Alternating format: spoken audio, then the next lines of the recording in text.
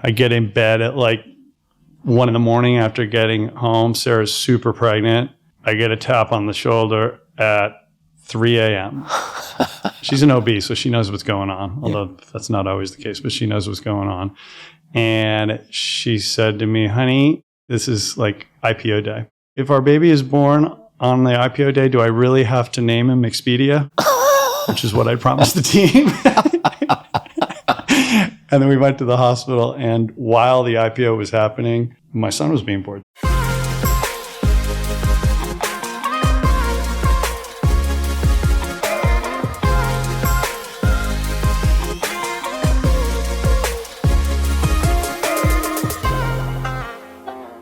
I know Eddy Cue a little bit. Yeah. He's a friend. And there was a point at which, I like to observe magic product things. Yeah. And of course, Apple has tons.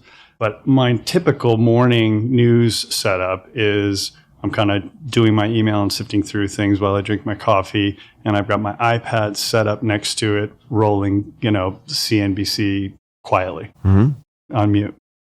And at one point a couple of years ago, I moused off the left edge of the screen and it seamlessly went onto outside my mouse was on the iPad. And I was like, oh my God, it just decided because it was the same guy logged in, it's an extended monitor. Yeah. And I texted him immediately. I'm like, oh, Eddy, it's magic. I love it. Why do you have CNBC playing concurrently? Is that just old habits die hard? Or is it, let's see if anything cataclysmic or monumental has happened that I need to be aware of? It's my favorite source of news because business news is generally happy. Yeah, got it. They just don't wallow in the bullshit. Yeah. And regular news makes me feel bad. Yeah. And CNBC, at best, makes me feel good. And most of the time is just mid. That's fine. Yeah. And I get the news. Yeah. And I get the news. And I'm interested in business and companies and strategy and trends. And, it is pretty funny channel. It kind of gets on repeat. You don't need to watch it very long, but they get good interviews too. So anyway, I usually don't have the volume on. I have the kind of the closed caption scrolling. And then if something catches my eye, I go do it. So let's take a closer look then at the other screen. Yeah.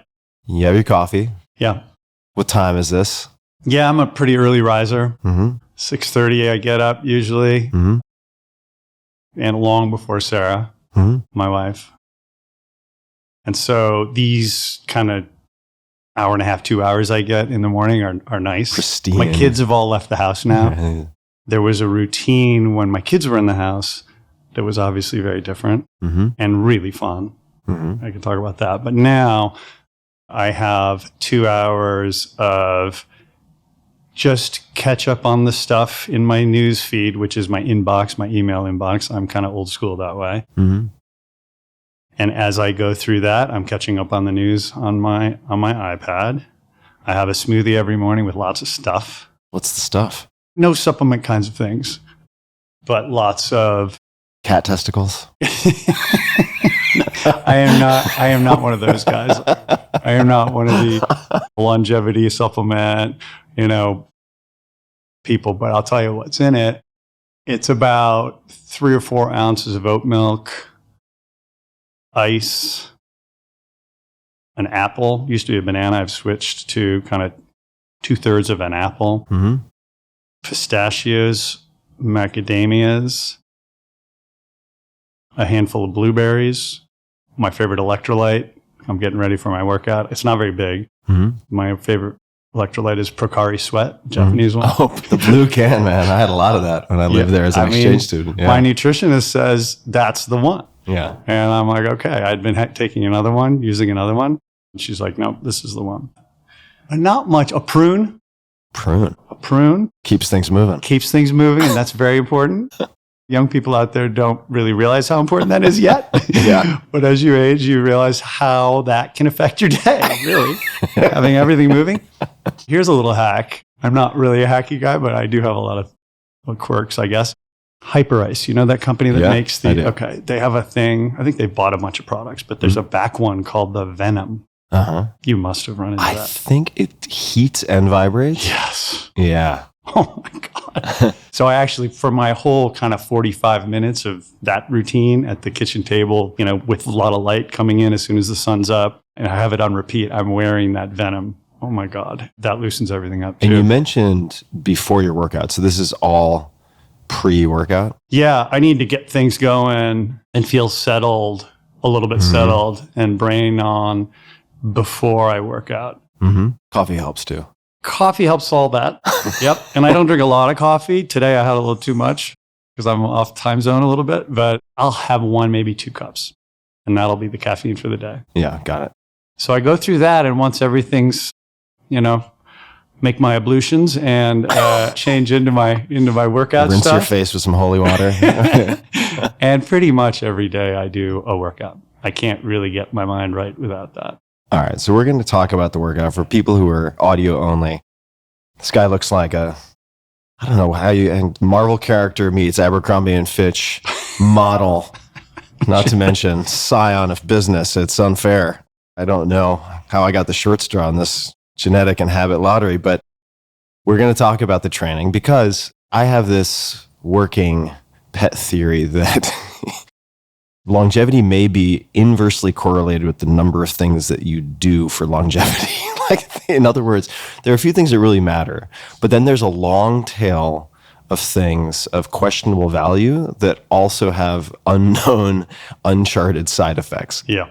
So when you start throwing the kitchen sink plus at your body, the likelihood of you heading in the wrong direction is probably higher or just as high. My observation is the harder you push against something, the harder it pushes back. And I think the people who are pushing really hard at the longevity and the supplement thing and the whole day scheduled out lifestyle things to improve health span, most of that's probably not very useful. Yeah, there's some basics. And maybe the most important basic is when I was younger, my kids were in the house. Because I got up early, I was the get the kids to school parent. Yeah. While Sarah became more beautiful. She stays up late. And I love to cook. I've had several jobs as a kid growing up where I was a short order chef and worked in a lot of kitchens. And I love to cook. And so our house is set up like we have a kitchen island with a big bar with stools. And on the cooktop is on the other side. And whenever the kids wandered downstairs bleary-eyed, I was their short order breakfast chef. And anything they wanted, I would make, which was so fun. It was like the breakfast buffet at the Four Seasons or something. Whatever they wanted. I could whip it up really, really fast because you get that skill when you're a short order chef. My younger boy had some kind of ADHD stuff and started taking the meds. I can't remember how old he was, 10, 12. And those meds make kids, it's an appetite suppressant. Oh, for sure. Okay. Yeah. So maybe you know. And I was a typical parent. Our primal urge is to feed our children. That's it. Like feed and care for our children. That is the overriding program. That kind of puts everything else down. And so I got to the point where I was so worried about how skinny he was and he wasn't eating the rest of the day. He was hungry in the morning. And I would like make a 12-egg frittata and like put potatoes in it and sausage in it. And he'd down the thing. And I'm like, okay. Mission accomplished. Yeah. The anaconda diet, just one huge meal, and it works. Yeah. And the punctuation on this one, aside from that just being really quality time, regardless of what kind of mood the kids were in, is just really quality. I cherish it. I took a picture most days. Okay. Totally candid. There's no posing. I would sneak a picture every day. And now I have a folder called The Breakfast Club, my iPhone pictures, and I have like 1,000 pictures. And it's a time series of these kids growing up. Yeah. It's a virtual possession, but it's my most prized possession. All right. We're going to double click on a bunch of things we passed over. Let's hop for the entrepreneurial set listening. This is also related to more than just pure entrepreneurship, but let's see if this is dead end or if it takes us somewhere. Who was Brad Chase? Brad Chase? Yeah. What impact did he have on your life? He was a great guy. He was my first real boss out of college. It's not quite right, but it's close to right. Brad was a group product manager at Microsoft. Microsoft was my, I'll call it my first job out of college. This is 1991. Microsoft had only about 3,000 people at the time. Mm-hmm. And just for reference, yeah. because I have no idea, how many employees do you think they have now? It's going to be a multiple of that, of course. 300, 400,000. Yeah, orders of magnitude. Multiple orders of magnitude. Yeah, 2 to 3. And the product managers were kind of this, elite little group of really smart people. We weren't very big. And he was my boss, and we were working on MS-DOS 5, which maybe I would say we'll have to go 2 standard deviations in your audience distribution curve to find anybody who really knows what MS-DOS 5 was. But it was a really big operating system for Microsoft at the time, and we made an upgrade. And the feature was we broke the 640K barrier. You're not going to engage on the geeky stuff, but it was a really big product. And my job was to create the packaging, manage the manufacturing, and figure out how to get this physical product into the Egghead. Some of you will remember Egghead. Egghead was a retail software, store, and to push the product out into Egghead. That was my first job. And Brad was a guy who, he's one of my mentors. I only worked for him for a short period of time, but I was a big idea thinker, big risks, big bets. And he encouraged me at a very young age. He funded me to take a really big swing at something and, supported me in it. And it failed miserably. Is this the book project? Yeah. You want to tell people about it? Well, I don't know how that interesting is, other than the lesson of take big swings. It is, but the details help paint a picture, right? People can conjure a visual in their head. All right. It's become a huge series. There's a series for Dummies, blank for Dummies. Yep. And the book that the Dummies series was founded on was DOS for Dummies, believe it or not. It was like the best-selling book about software of all time. And I was like, I'm a young product manager. I want to sell more MS-DOS 5 upgrades. And I was like, okay, we have all these software retailers where people go, but the really big thing at the time, believe it or not, was Barnes & Noble and Borders bookstore. Sure. The bookstore experience was huge back then. And DOS for Dummies sold millions and millions of copies of this book in Barnes & Noble and Borders. And so I was like, why don't we do a bundle with DOS for Dummies and have that be the manual for the upgrade? Mm-hmm. Bundle it together, the book and the upgrade. Seems reasonable. And distribute it through bookstores. How brilliant. And so I went and met with one of the Riggio guys at Barnes & Noble. I met with the guy who created the Dummies series, this guy, John. So I met with all these people. We designed the product. It was really, I was, feeling pretty like a big deal. Built a bunch of it. Probably cost us $8 to $10 a unit. Yeah. Okay. Which is a lot for COGS, right? Yeah. Cost of goods sold.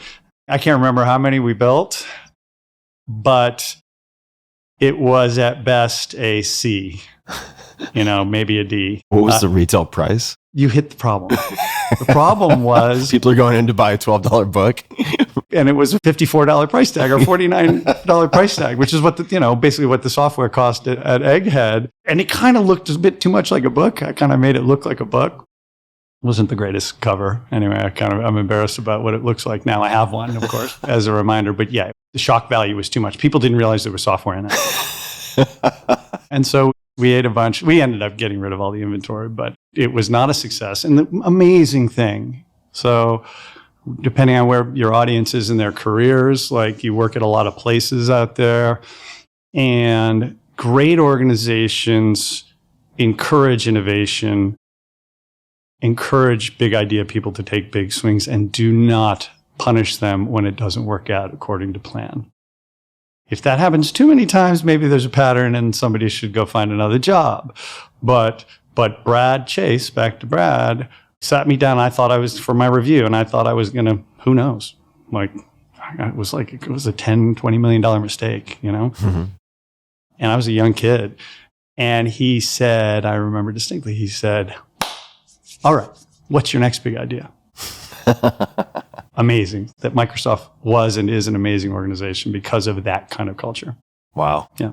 How have you, if you have, sort of taken that forward into companies that you've built, or just philosophically or operationally speaking, How do you encourage that? Because there must be some constraints on things so that you don't light the whole house on fire. Yeah. Right? Yeah. How do you think about enabling people to innovate, right? You don't want learned helplessness where they're afraid to do anything. Right. At the same time, you don't want some rogue trader like taking down That's right. Bear Stearns or whatever. Yeah, it's really hard.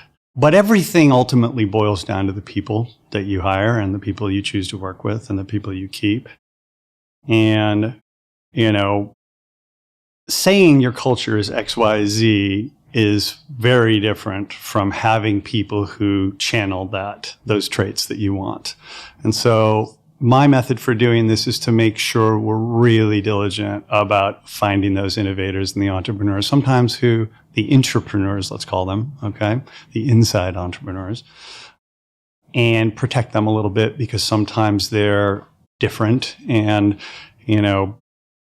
mainline corporate culture often rejects the innovators and the ones who want to disrupt whatever, just rock the boat a little bit.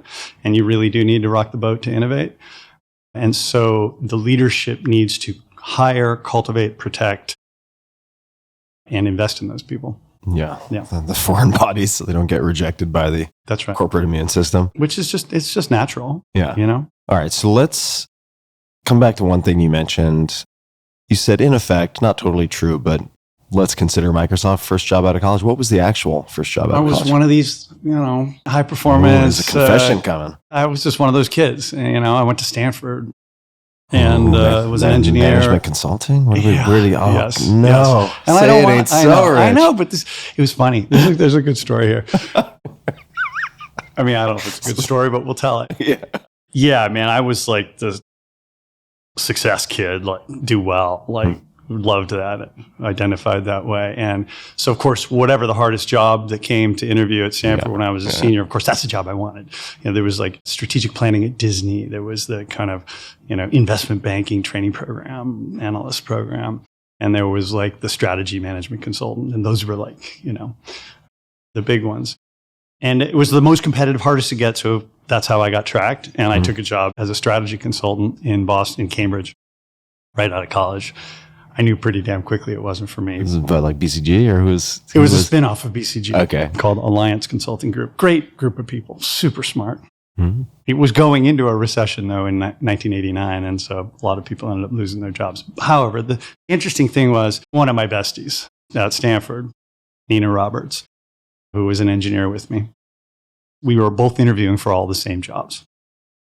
And, she didn't get the big job, but she got this little tech company in Seattle, Microsoft, which of course I knew. Like the companies that I really loved were Microsoft, Apple. All I needed to do was buy Microsoft and Apple stock back in '89. That would have been it. I wouldn't be talking with you now. Microsoft, Apple, I liked Patagonia. That was a brand that I identified with. Anyway, Nina got the job as a product manager at Microsoft. So she went to Seattle. I went to Cambridge. And we kept in close touch. And I knew pretty quickly it wasn't for me. And she knew Microsoft was the place for me and was like on the horn with me every week saying, you got to come out here, you got to come out here. And so it took about a year to finally get the flight out and the job offer. How did you know it wasn't for you? What about it wasn't for you? That's a good Because there are some people who thrive in those environments, right? Yes. A trite answer would be dressing up in a suit and tie and wearing uncomfortable shoes wasn't for me. I like to go barefoot. Yeah. That really wasn't what it was. It kind of makes you feel important when you dress up. And it did. I was like presenting things to CEOs and stuff. It did feel important. And I got like a really good business school education in competitive strategy, the Michael Porter stuff. I basically got an MBA in this 1 year. What I discovered about myself, and I discovered it there. I probably knew it before, but I hadn't really focused on it. Was I believe the world is somewhat divided. It isn't totally binary, but it's a continuum. But it's maybe a barbell. Clients and servers, okay, which is kind of a geeky software architecture reference, but people get it. Mm-hmm. There are all of these industries that are set up to be service provision industries. Lawyers, doctors, consultants, academics. And the benefit of these industries is you get to indulge your curiosity and deal with lots of different clients and lots of different problems. But oftentimes with consulting, you're not seeing things through to the finished product. Mm-hmm. And it was apparent to me really quickly that I derived my jollies, on the other hand, from being a builder and the client. I actually loved what the clients were doing more than what we were doing when I was a consultant. So it became clear to me that I was a client. I wanted to build things. I derived my jollies that way. And so I started looking. And it was good to discover at a pretty young age. Yeah. And then I got to Microsoft and it was like, I was a kid in a candy store. I never left the place. Thank God for Nina, was it? Nina. Wow. Yeah. I hope she still gets a box of chocolates. We're still close. She's great. All right. So let's talk about then Microsoft and Expedia. Okay. Right. How does this happen? Yeah. I'll just leave it broad. Well, back to the earlier conversation we had about taking big swings and intrapreneuring.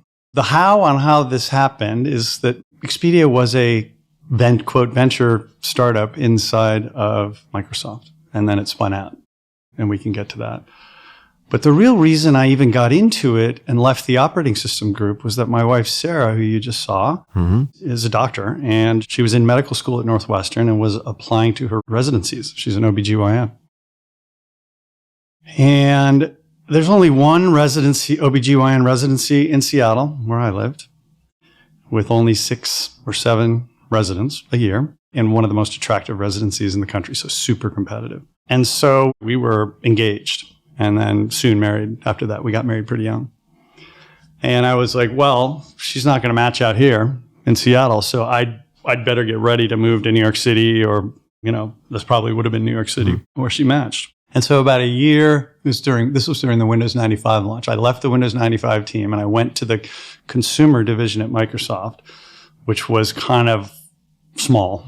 Now, this is going to maybe sound like a side quest, but when you say you moved, did you just put in a request? How easy is that to do? At great companies, it's relatively easy. Relatively easy. Okay. Especially for people who are tagged as high potential. Yep. But it's still not easy, of course. Brad, who was my boss at the time, couldn't believe, we're launching Windows 95. This is going to be the biggest launch of all time in the software industry. Or maybe one of the biggest product launches of all time. I don't know if you remember that. I do. It was a big deal. And about 6 months before we launched, I had a big job there. About 6 months before we launched, I interviewed for jobs over in the consumer division and took on a portfolio of multimedia CD-ROMs. And the reason I did this, I was interested in consumer marketing, obviously, but the reason I did this was that I was going to have to leave Microsoft. Mm-hmm. And I wanted to start a company. Mm-hmm. And it wasn't going to be an operating system. Yeah. Okay. That just wasn't going to happen for reasons that, we don't need to get into, but the government made clear to Microsoft at one point. So I figured it was going to be a consumer software company, and I wanted to go learn that. Mm-hmm. And the folks over there were fantastic. Microsoft was fantastic. And I took on a portfolio of CD-ROMs. Some of you out there will not even know what that is. This is kind of basically precursor to the internet. It's the thing your doctor gives you that you can't make any use of with all your images. It's true. It's true. And some artists, some musicians still hand out CDs. It's the artifact that your doctor gives you. It was what came in the red envelopes at Netflix. Yeah. Anyway, but these things were like Wikipedia before Wikipedia was called Encarta. Mm-hmm. And it was a multimedia CD-ROM. And one of the products in my portfolio, like rando ideas, was an Encarta, so an encyclopedia of travel guides. Mm-hmm. Okay. This is really good. You take a whole bookshelf, a whole shelf of travel guides, cram it down onto one CD-ROM, pictures, audio. Wow, what could be better for travel planning? And that was one of them. And I remember going into my first product review with Bill Gates and others, which was a kind of every 6 months, every year kind of thing that the product people did. And I was used to business plans with billions of dollars from the operating system group. And I was responsible for this thing. And I'm like, Bill, this is tiny. The whole travel book industry in the US is maybe $100 million. And that's the whole thing. And so really, A, there's not an opportunity. And B, You can't travel with the CD-ROM. There were no the laptop at that point was this compact suitcase that weighed 20 pounds. I'm like, that's when you want the travel guide when you're traveling. So even though I know it's your idea and it's kind of fun, it's not going to work. That said, I demoed Easy Saber on Prodigy. Prodigy was an online service. Oh, yeah. Okay, and I was bringing back the memories. Geeky online guy, right. And Easy Saber was a tool for travel agents to use at home on Prodigy to access the airline reservation systems. Okay, so it wasn't meant for consumers, but I could get access to it on Prodigy. And I demoed that for him. He actually knew about it. I demoed that for him. I'm like, this is a change of the world thing. If we can have consumers be able to do this, then we can become the largest. The e-commerce wasn't a word then. We could become the largest seller of travel in the world. That was my pitch and my dream. And the pitch further went, and fund me on the outside because I'm going to have to move to New York because my wife, she's not going to match out here. And this doesn't want to be a Microsoft business anyway. It's travel first, software second, not software first, travel second. He agreed with all that. He thought it was an awesome idea. He also liked that we could rebuild all the mainframes on Windows NT, which is a different conversation. So he loved it. He greenlit it. He was my first venture capitalist. He said, no, don't go do it on the outside. Do it here. We have a great team that we'll put together. And I'm sure Sarah will match her residency at University of Washington. High degree of confidence. Yeah, that was the end of that. She did match. I don't know. I honestly, to this day, don't know if there was any thumb on the scale. I doubt there was. He had that kind of power, but she matched. I stayed in Seattle. He had promised me that he'd consider spinning it out if it got big enough, and then that's what happened. So we spun in the height of the internet bubble, which is so bubbly that people today who think we're in a bubble have no concept. I mean, you remember. Oh, yeah. 1999. I moved out right before the Thelma and Louise car went off the cliff. I mean, I moved out to the Bay Area in 2000. It was crazy. Impeccable timing. We all thought we were the smartest people in the world. We really did. And we all thought those people in New York City just didn't get it.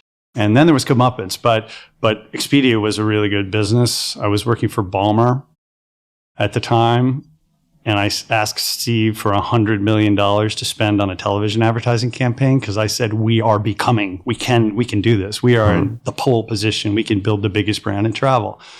And Steve laughed at me no, we don't do that. I said, well, dogshit.com is going public right now at $1 billion valuation. It wasn't quite that. It was like 500 million, which seemed big at the time. Really dumb, stupid stuff in my closet.com was going public.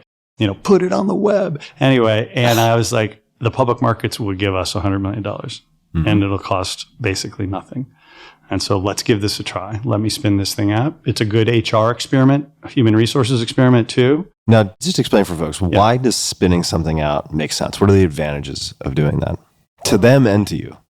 Okay. I mean, the financial answer to that is unlocking value that is stuck in a company. And this happens a lot. Mm-hmm.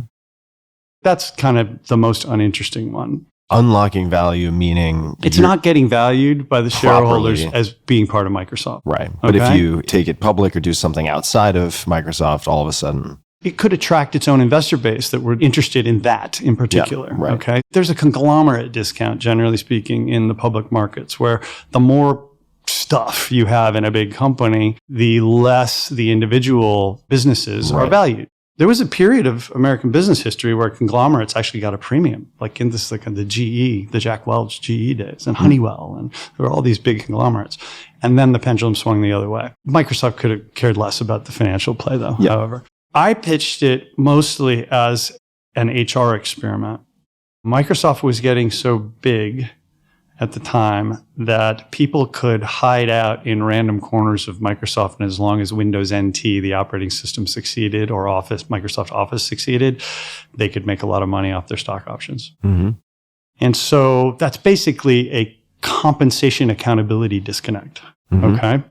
And so some of the best people at Microsoft, there was this field of dreams, wild opportunity outside of Microsoft, even though it was the place everybody wanted to work at the time.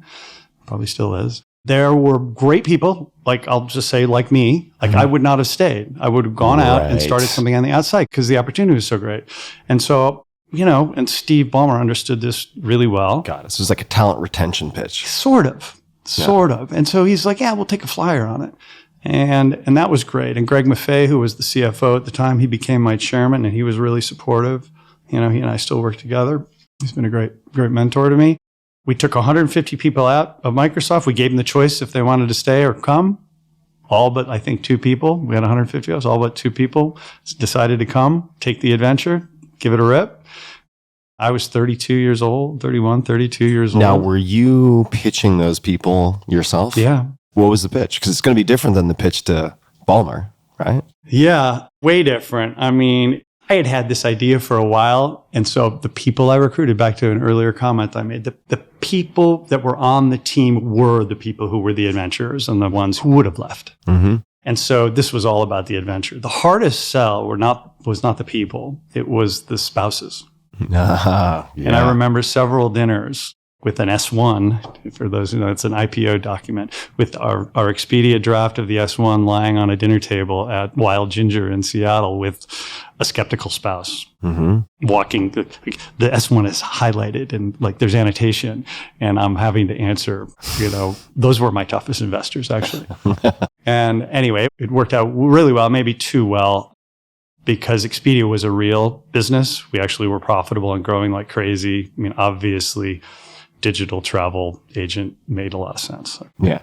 And so when Thelma and Louise went off the cliff, as you say, we were already public, and we'd gone to the moon. The stock price had gone to the moon. We crashed back down, but we had a real business, and very shortly hopped back up on the climb and just climbed from there. And we're very successful. Microsoft, however, crashed with Thelma and Louise. And it took 17 years for Microsoft to re-achieve the same stock price it had in November of 99 when we spun Expedia out. So the HR experiment kind of failed. How long did it take Expedia to recover or to get back on the climb?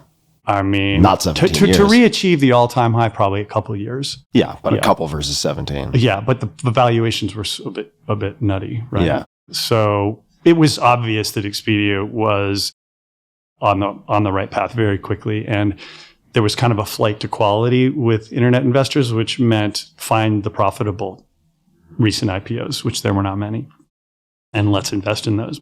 But we were one. How did you learn to pitch? How did you learn to pitch different stakeholders, right? Because you're talking about employees, Ballmer, Gates, spouses. That is a skill set, right? Persuasion. Yeah. How did you develop that? It just must have been an innate thing that got a lot of exercise as I was growing up. Yeah. I was an engineer by degree, but never a practicing engineer. I was an engineer because I liked technology. Mm-hmm. What type of engineer initially? Well, the story there kind of answers the question. I was an industrial engineer, theoretically, but I wanted to go study in Italy my junior year. Mm-hmm. Now, industrial engineer would be like you end up going to a Smart Design or one of those types of companies? Or how are you thinking your path would unfold? It's not a degree anymore at Stanford. It's called Management Science and Engineering, and then there's a kind of a symbolic systems thing. The industrial engineering degree, which kind of sunsetted, was really a kind of manufacturing efficiency. I got it. Okay. I got it. Yeah. Optimization, simulation. Lots of computer work going into the design of making things more efficiently. Yeah, kind of like the operations research finance department at other places. That's right. Yeah. I did it just because it was a Bachelor of Science, not a Bachelor of Arts. And it was the most businessy of the engineering disciplines. Mm-hmm. At Stanford, they called it imaginary engineering because the mechanical and the electrical folks didn't respect us. Probably deservedly, because we were more interested in business. But anyway, I did this because I had all these other interests and skills around persuasion and people and entrepreneurialism. And already at that point as an undergrad. Already as a kid, I had all that. And so I'd had a lot of exercise. I probably was a good pitch person already, but had a lot of support and exercise of that. Mm-hmm. You mentioned Italy in passing, so we're going to come to Italy. Yeah. But how did you get that exercise when you were younger? I didn't even finish that story. So I went to Italy, so I got off the industrial engineering track, and Stanford was awesome. I came back, and they're like, well, you can't get an accredited degree now. I'm like, I don't care.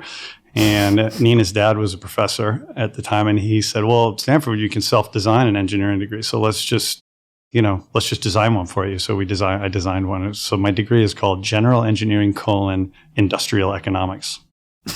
Anyway, unlike a lot of kids today, I worked real summer jobs, My kids generally did, actually. My kids have worked real summer jobs. So we were talking like busboy? I mean, my daughter, I'm just thinking of what their jobs are right now. My daughter spent, you're going to know this place, after Gurney's was redone, it became like this club scene. This is out in Montauk. Once it got fancied up. It got super fancy. Took away the day passes for the locals, you bastards. Anyway, yeah.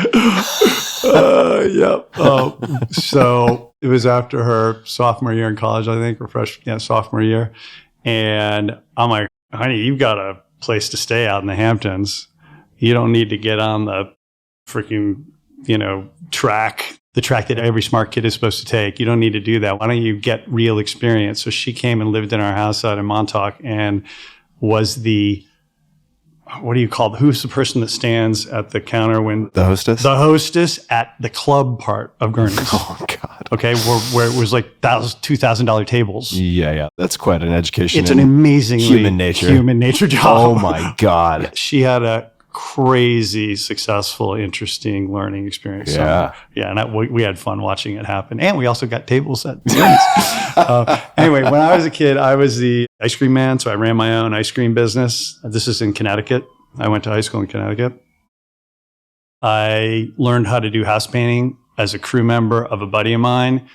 And then after 1 year doing that, I was like, well, I can bid the jobs myself. And I can hire a crew. And so I had my own painting company for a couple of years, which was hugely profitable for a kid. I mean, I made a ton. I had to pay for all my expenses at college, not my tuition. My parents covered the tuition, but I had to pay all my other expenses. So back then, I would make like $15,000 or $20,000 in summer painting. And that was a boatload of money. Yeah. And so I had run my own businesses. Mm-hmm. Yeah. Got it. All right. So knew I liked it. And why did you go to Italy at all?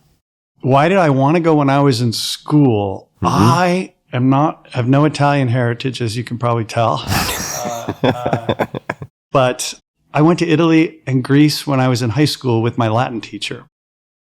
And just had these awesome kind of kid high school trips. Mm-hmm. And while I was in Italy, I literally fell in love with the whole vibe. Yeah. Like the food, the wine, the girls, just the family culture, the kind of work is not that as important, And I kind of fell in love with it and kept going back. Mm-hmm. So I went to study. And then after I sold Expedia to Barry Diller, we were public and Barry Diller bought it. And we had three little kids, and I was leaving after Barry bought. I wanted to give space to the next team. And I said, let's go back to Italy. Mm-hmm. And so we moved to Florence for a year after we sold Expedia. In fact, Nina, who I was talking about before, she was living there, married to a European guy. And I'd gone to Stanford there when I was a junior. And I kept in touch with the woman who ran the Stanford program, Linda. And so we kind of moved to Florence and went back to school and learned how to paint and started road biking. Anyway, so I loved the whole Italy vibe. Mm-hmm. Let's take a closer look at the Barry Diller transaction. Yeah. How did that come to be, and what were the most important aspects of that deal? Or could be deal structure, could be timing, could be anything. But how does that even happen? Right? Yeah, so Expedia had been public for maybe 4 years and had become very successful and pretty big, pretty highly valued in the market. And I think it came about, Barry was kind of interested. He was building a interactive conglomerate called IAC, right? Mm-hmm. USA Networks. And then I think he owns most of the popular dating apps, things like that. IAC buys a lot of stuff. And then spun it out as Match.com. Yeah. And he was post his media career, he got into interactive media and he started buying stuff. And a guy, his kind of key corporate development strategist and all around great freaking guy who worked for him was a young guy named Dara Khosrowshahi. Mm-hmm. Okay. Folks might recognize that name. I may be miscrediting or giving you too much credit, Dara, but probably not. I think Dara's idea was consolidate the players in the online travel space, that it was already big, but it was going to be much bigger. Mm-hmm. And they just made an offer that finally, Microsoft was the majority owner okay, but didn't have anybody on the board. Even there, 65% of the company didn't have anybody on the board. They knew me, and they trusted Greg Maffei, who had left as CFO and was running the company. Unbelievable level of trust.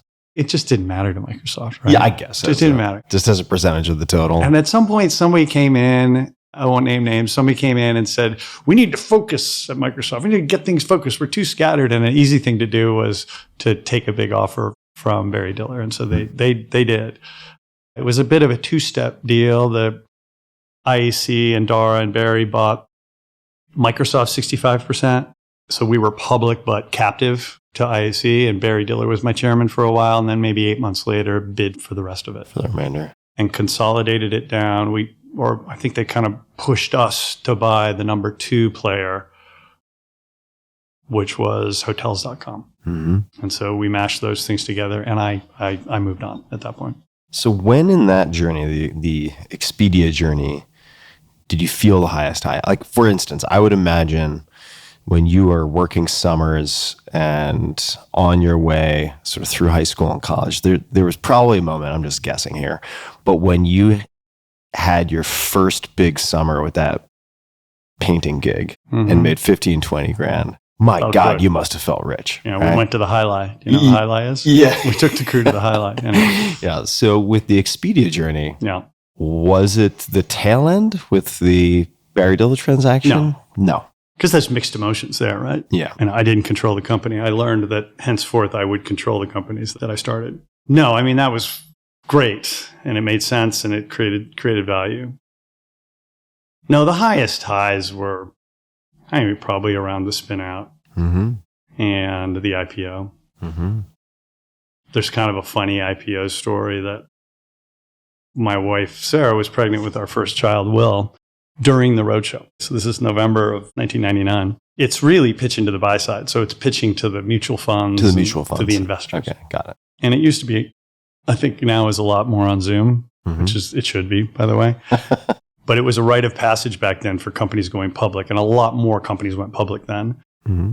And it was 15 cities over 3 weeks, 5 meetings a day, 6 meetings a day, chartered private plane with banker team and CFO and CEO zipping around the country. Mm-hmm. Okay. Exhausting and exhilarating and repetitive and kind of boring, also really fun. Anyway, so Sarah was pregnant and she wasn't due until December, but we had been on the road for 2.5 weeks already. We'd filled the book 30 times over, which means we had a lot more demand. We knew the offering was going to be successful. These were back in the days when the offerings were a little bit managed to the advantage of the kind of inside banker people. But anyway, that's a different story. So it was going to work. The IPO was going to work. I called the roadshow off a day early. I flew back to Seattle, exhausted. I get in bed at like 1 a.m. after getting home. Sarah's super pregnant. I get a tap on the shoulder at 3 a.m. She's an OB, so she knows what's going on, although that's not always the case, but she knows what's going on. And she said to me, honey, this is like IPO day. If our baby is born on the IPO day, do I really have to name him Expedia? Which is what I promised the team. And then we went to the hospital, and while the IPO was happening, my son was being born. That was, my oldest was being born. And so that was actually the high point right there. Wow. Yeah. All right. Now we're tracking the path. Yeah. So now you're painting a vase of fruit in Florence, living the life of a naked. It was a naked woman. It was life drying. It was life drying.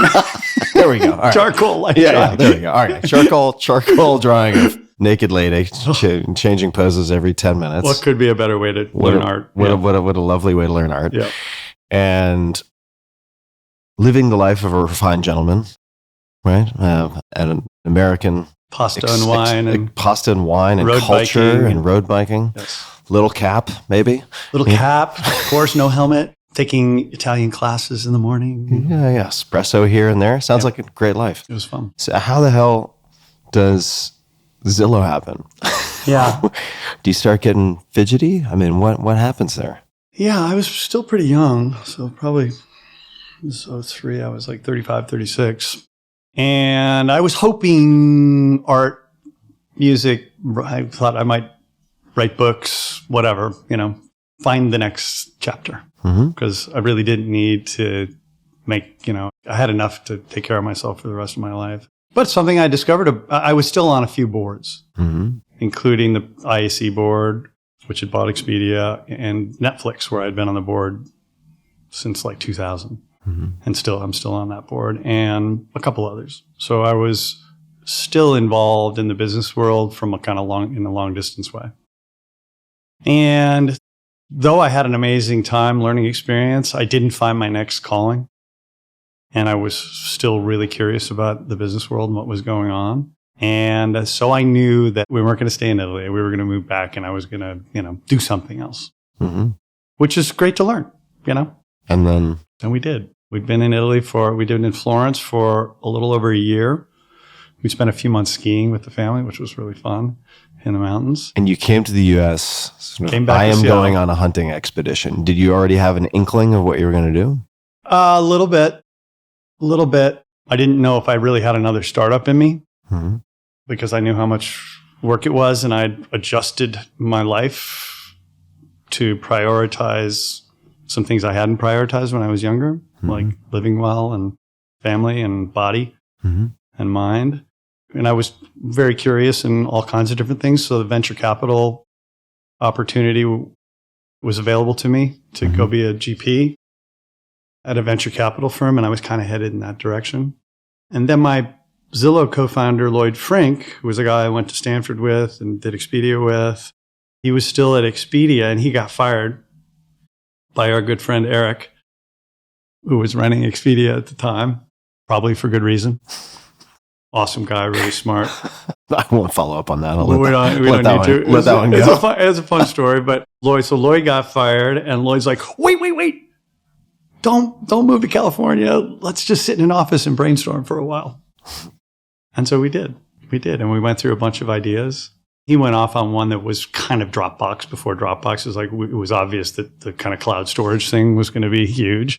And I said, go figure that out. See what it's cost. And so he disappeared for a couple of weeks. So we were kind of sharing an office. And he came back. He's like, yeah, 100% this is going to work, but there's going to be no profit. There's no profit. Like there's going to be Microsoft and Google are going to give this away. Where were you guys brainstorming? We were brainstorming in his dad was a stockbroker. He had an extra couple rooms in his office, and he just gave them to us. New York City?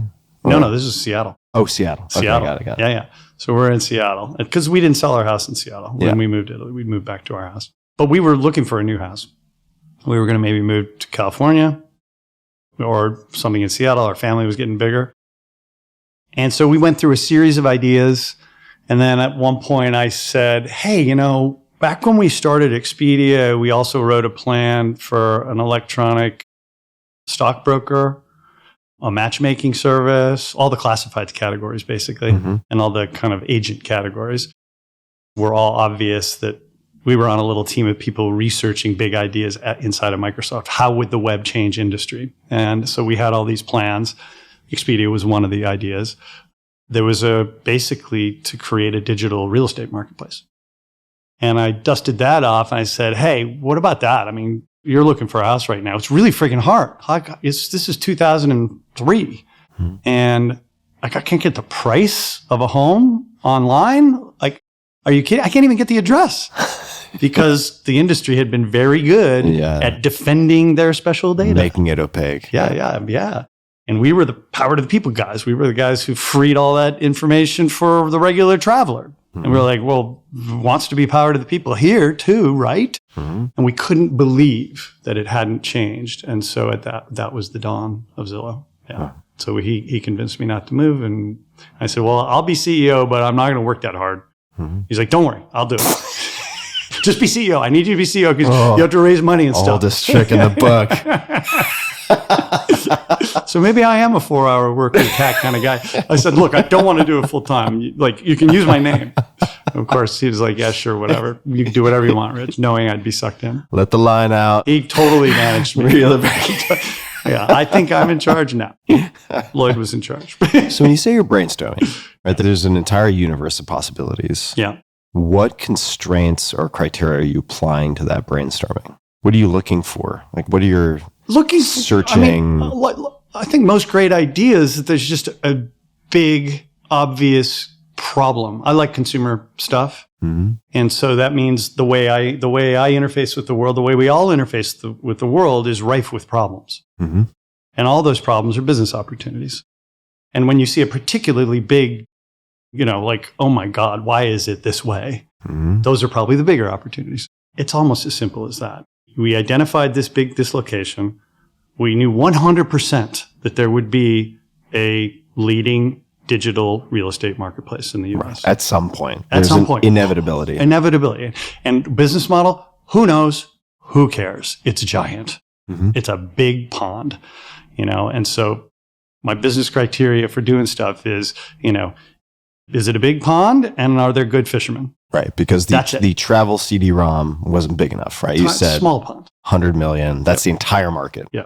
Plus, you're not going to carry a briefcase that you're doing weight training with inadvertently. Problems. To read the thing. Right. Right. A lot of entrepreneurs make this mistake of identifying a really big problem, but it is just a small opportunity. And then there are ones where, like, I know Bill Gurley was on the pod a couple of years ago talking about the Uber thing. The insight, you were involved there a little bit. I was one of the first 3 advisors when it was called Uber Cab LLC. Yeah. Way back in the day. Yeah. And for people who didn't pick up, Dara. Dara's the CEO. Current CEO of Uber. He was the CEO of Expedia after, 2 after I left as well. Yeah. And Dara's just an amazing guy. Anyway, a lot of people make the mistake, is what I was going to say, of identifying a real problem, but it's just too small. Uber kind of, a lot of people looked too small because it was a black car TAM, this total addressable market. But the insight that you and Gurley and Travis and Garrett, I guess J-Cal and others had was that actually, no, it was going to take not just the black car market, but taxi, transportation, and then ultimately more. It can expand the total addressable market. That's right. Right. Car ownership. Yep. Just transportation, and of course, obviously it's beautifully played out that way. It took a little while to see, but it's, amazing. Anyway, so big pond, good fishermen, start after identifying the big problem. And I guess that was the guiding thing here. Lloyd and I knew there would be a digital real estate marketplace. We didn't know what the business would be. We didn't know how we were going to play. And we started poking at ideas for attracting audience with software. And we made a couple of big mistakes before we landed on the solution. What were some of the big mistakes and how risky were they? Pretty small venture numbers at that point, and Lloyd and I were funding it ourselves. We put the first $5 million total in with a couple of friends. So costly, but not that costly. But the first idea we were... Side note also what Garrett Camp did with Uber early on. He did too. He wrote, I didn't realize that. Yeah, there was self-funding for a while. Interesting. It wasn't expensive. Yeah. It wasn't overly expensive, but...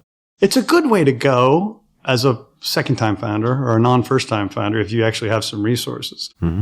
Because you end up with more of the company down the road. Yeah. I love Gurley. We're really close. But by the time Gurley or the venture capitalists come in, if they're writing the first check, they're going to end up with a big chunk of the company, which is great, especially if you get somebody like Bill. Yeah. Okay. But we were able to do it ourselves. We were enamored of Google. Everyone was at the time. The magic business model that they sort of discovered or iterated on that came from another company was the AdWords, the digital auction-based marketplace. When you say it came from another company. Yeah. I might not know that wrinkle. Yeah, it did. Meaning they acquired something or they? I'm thinking, what's the guy's name who did the startup incubator factory? Gross? Oh, Bill Gross? Yeah. I may be getting this wrong. Am I making this up? Idea Lab? He did Idea Lab. There was a lot of companies kind of sort of spun out of that, but one of them was a search engine whose name I'm forgetting. We can, look it up later. We'll put it in maybe. the show notes. Yeah. But it was the whole basis of the search engine was AdWords. Yeah. Oh, wow. And so did Google acquire that or are they just being a better mousetrap? I think the latter, but I'm not an expert. All right. Regardless, I don't want to speak out of turn. We'll put the story in the show notes. Okay, right. There's a good story there, I'm sure. Why I brought it up was we were enamored of auctions. Auctions have huge geek appeal for mathy idealists. And we were like, well, obviously the U.S. housing market should be an auction, and that's the most efficient mechanism for price discovery. Okay, which of course it is. And we were like, okay, so that's our business. We're going to auction homes. And what we learned trying to auction a home that our buddy Gordon got us kind of on consignment was that, well, two things. One, to have an auction work, you kind of need a real-time liquid market. Okay? Duh. Okay. So you need all the bidders there at the same time. Okay. Well, the housing market doesn't work that way. It's a long period of time. You want to show it to a lot of bidders. That didn't work. The second thing, which is obvious, is, and to all those innovators out there, if you have to educate your customer on how to buy the thing that you're doing, if it's like a radically new way to do it, from decades or hundreds of years of ingrained human behavior, it's a pretty heavy lift. It's got to be super duper simple, obvious, and 10 times better than the current way. And we didn't check any of those boxes. But in pursuit of price discovery, we found the Zestimate, which was our killer feature. And the visual on the Zestimate that's in my head that kind of popped in our collective heads on the home auction web experiment was a real-time estimated value, algorithmically driven, as your Google Maps zooming over neighborhoods, looking. We wanted prices on every roof because everything should have a price. That was the timing of that is pretty wild, right? And it's just like how things line up. I mean, how long had the aerial view been around prior to you guys? Short. It was short. Right? Short. There were no smartphones, but it was obvious. Like I was like, whoa. And then I also had in my head, homes are for American homeowners oftentimes their largest asset and the bulk of their wealth. And people care a lot about it. Yeah. So I knew they wanted to know the value. I knew that was catnip. Okay. Yeah. In my gut, I knew that was, the team knew it was candy. And I'm like, oh, it's an investment. And so let's plot the Zestimate, the home value, like a stock chart. And so the aerial view with the numbers and any home's value laid out like a stock chart. Those were the two things. And when we discovered that, we were kind of off to the races. Okay. So at the time, was it just rentable infrastructure, AWS? You get it going, you launch, and it's up to the right, just a nice, smooth rocket launch? Is that what happened? AWS didn't exist. I know. you knew that. You baited me. No, dude, man. This was like server in a closet.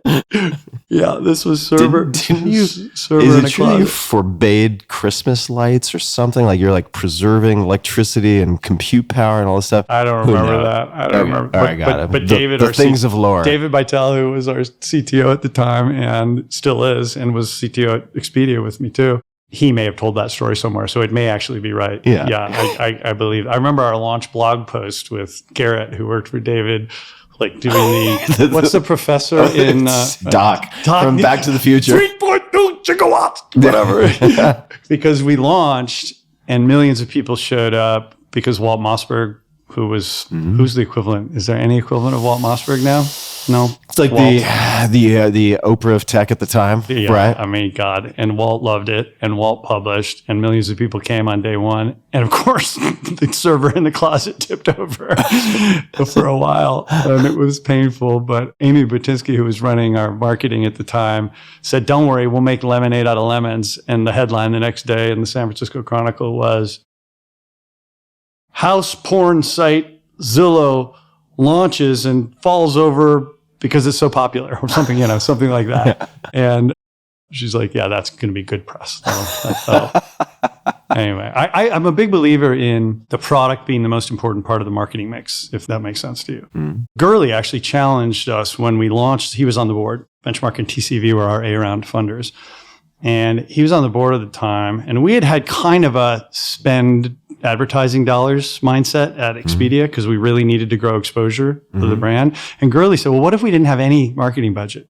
We were like, "No way, you can't do that." But that made us think a lot more creatively about the features that we built, the way we built them, and then the way we PR communicated them. And I've since developed a pretty good playbook around, I guess, what I would call provocation marketing. When you have really provocative feature that people are going to feel emotional about one way or the other, and they're going to talk about it, you're onto something. What are some aspects of that toolkit or the playbook? I mean, having data, like having a stream of data that people are interested in at Glassdoor, which I did with Bob Homan, who was at Expedia with me as well. Glassdoor is another example of that. When you have constantly changing data that people are interested in, you can almost think about feeding that data to hungry consumers in a Bloomberg-like way. Mm-hmm. And so the playbook that Amy kind of put together was building a PR data distribution infrastructure down to the local. Remind me who Amy is? Sorry. Amy was our marketing chief Got it. at Zillow. She's still on the board today. And she was really creative about recognizing that there's an infinite news hole for housing data at local newspaper level once upon a time. And if you could wire that up to just constantly feed the endless appetite. Housing is just an important topic, right? Mm-hmm. And there's always space in the paper for a story on housing and changing prices. And so we set up a mechanism to feed that data, which was a terrific brand builder for us rather than spending ad money. And then just having the Zestimate be so provocative, like, high school boyfriend's house. Philanthropist development team that are trying to figure out who's a good target, whatever. Like it's lots of applications. Lots of application. Yeah. Yeah. I know you had a lot of fans. I think the Arizona Attorney General was a fan. That's a deep cut. Wow. No, but this is of interest to me because there's opposition also. Oh yeah. Right? And my God, I mean the number of I don't think they were actual ulcers, but just the roller coaster ride that I was also on with Uber. Yeah. From a regulatory, mobbed up local fill in the blank perspective. I mean, it was just nonstop battles. Yep. And that was just part of the deal. Yep. Right? If you and actually part of the playbook. Yeah. Honestly. All right. It's the same provocation marketing. It's the exact same thing. Yeah. So what happened with you guys? Yeah. I mean, we were provocative to some of the industry players who were big lobbyists. Yeah. The taxi commission in Uber's case. Yeah. In our case, a lot of the real estate professional associations. They were a lot of voters. They were not thrilled. They're not thrilled, or they think they're not thrilled. They don't realize till later that it could be helpful. But whatever. Yes, they were initially provoked. No industry that likes change. Yeah. Most people don't like change. I'm one of the people that loves change, but most people don't.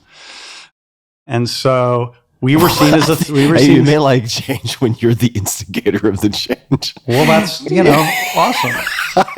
Yeah. It leaves me more open to change coming from the outside too, though. Okay, I do believe. And I mean, obviously this is just human nature, right? Yeah. But the equivalent of the taxi commission in the Uber case was these real estate professionals, and a lot of places we had them lobbying to have us outlawed. Mm-hmm. Or they're not licensed. How can they make an appraisal? Right. whatever thing they're going to make up. We knew we were on really strong legal ground, so we weren't so worried about that. Mm-hmm. But the strategy for combating that resistance was literally probably the same thing you guys did at Uber, which was we knew the legislators, state legislators, not to mention federal legislators, were big fans of the site and the service. Yeah. Okay. And so all we had to do was make sure we just activated that latent love for the product itself and made it obvious that this way is the future way. Mm-hmm. And the lobbyists got nowhere and it was overcome. Yeah. In the case of Uber, I don't want to make this overly about Uber, but also turns out when people have something that is incredibly convenient and useful, they do not want it taken away. No. And if elected officials like the service or are even ambivalent about the service, they do love getting reelected. They do. And man, oh man, if there are a lot of your constituents using that app and you take it away, they're not going to be super happy about it. Power to the people, baby. I mean, you build magic stuff for masses of consumers that they want to talk about with their friends unprompted on the sidelines of the soccer game or what have you. Have you tried Uber? Have you tried Zillow? Have you tried Expedia? Whatever. It's like you're definitely onto something. And having popular support, as we're learning politically right now, is having big populist support is ultimately where the power is derived. Yeah. So sometimes you can go too far. We don't need to talk about that. But of course you can go too far. And in fact, it may be that you need to go too far to establish where the frontier is. All right. Well, I can't not take the bait on that one. What does going too far look like? I was thinking specifically Uber, but... Oh, all right. Yeah, but because it did, in some cities, municipalities, or sure. Airbnb. You can push too hard. You can push too hard and learn some lessons about how much leash you're going to be given by the popular support. Because it does tip into a point where, like with Airbnb, I know this guy's a little bit, but it's not a story I'm intimately familiar with, nor was I an early investor or anything, but they did piss off some homeowners, in certain cities, not just the hotel owners. Yep. So they found the line, and I think they've managed it really, really well because they lead from the heart. Mm-hmm. I think other companies may have not obviously led from the heart and had difficulty. At Zillow, our job was a little easier. Also, with those battles, I remember there were early on a number of locations that were incredibly important. Yeah. Not just from a ride volume perspective, but from a precedent setting perspective. Yeah. Right. So if you win a few of those precedent setting battles, then you don't necessarily have to do like a full frontal assault on the next 10 locations. That's right. Because people have gotten the message, you can be a little more diplomatic about That's it. right. Which people figure out over time. Yeah. But then there's the next country and then whatever. Anyway, so there's always something. But provocation marketing with a heart, with the end consumer's best interests in mind, that's a winner, I think. So if you were teaching a class, maybe you already have, I have no idea, related to provocation marketing. Yeah. All right, there you go. You get to choose. You can go back to your alma mater, wherever it might be. You're teaching a class. Yeah. What would other elements of the class be? Other resources, principles, anything at all? While I try to figure out a structure here on the fly, to give a couple other examples of stuff that I've been involved with. So I co-founded Glassdoor, which many people out there may know. And our provocation data marketing feature was how much money do people make? Mm-hmm. Okay, not individuals, but the product manager at XYZ company or the developer or the customer service representative. And our model was, we knew that salaries was a little bit taboo for a lot of people, so it was inherently secret and provocative. Okay. Mm-hmm. And then Robert Homan, who is my co-founder, and the team, they had a data collection problem because it was ultimately user-generated content. People would need to share their salaries in a way that we believed in order to get enough data to provide anything interesting to everybody else. And so their innovation, after kind of hand cranking it with survey, their innovation was give to get. You show me yours, I'll show you mine. Very good. That's very clever. Very clever. And say, hey, I'll give you a little taste, but if you want to see any more data, you've got to share your salary and your title and your company. We promise you'll be anonymous. And do a company review. How many people screwed that up where they're the only person in that position? I guess it has to be. And we had protocols for that. Okay.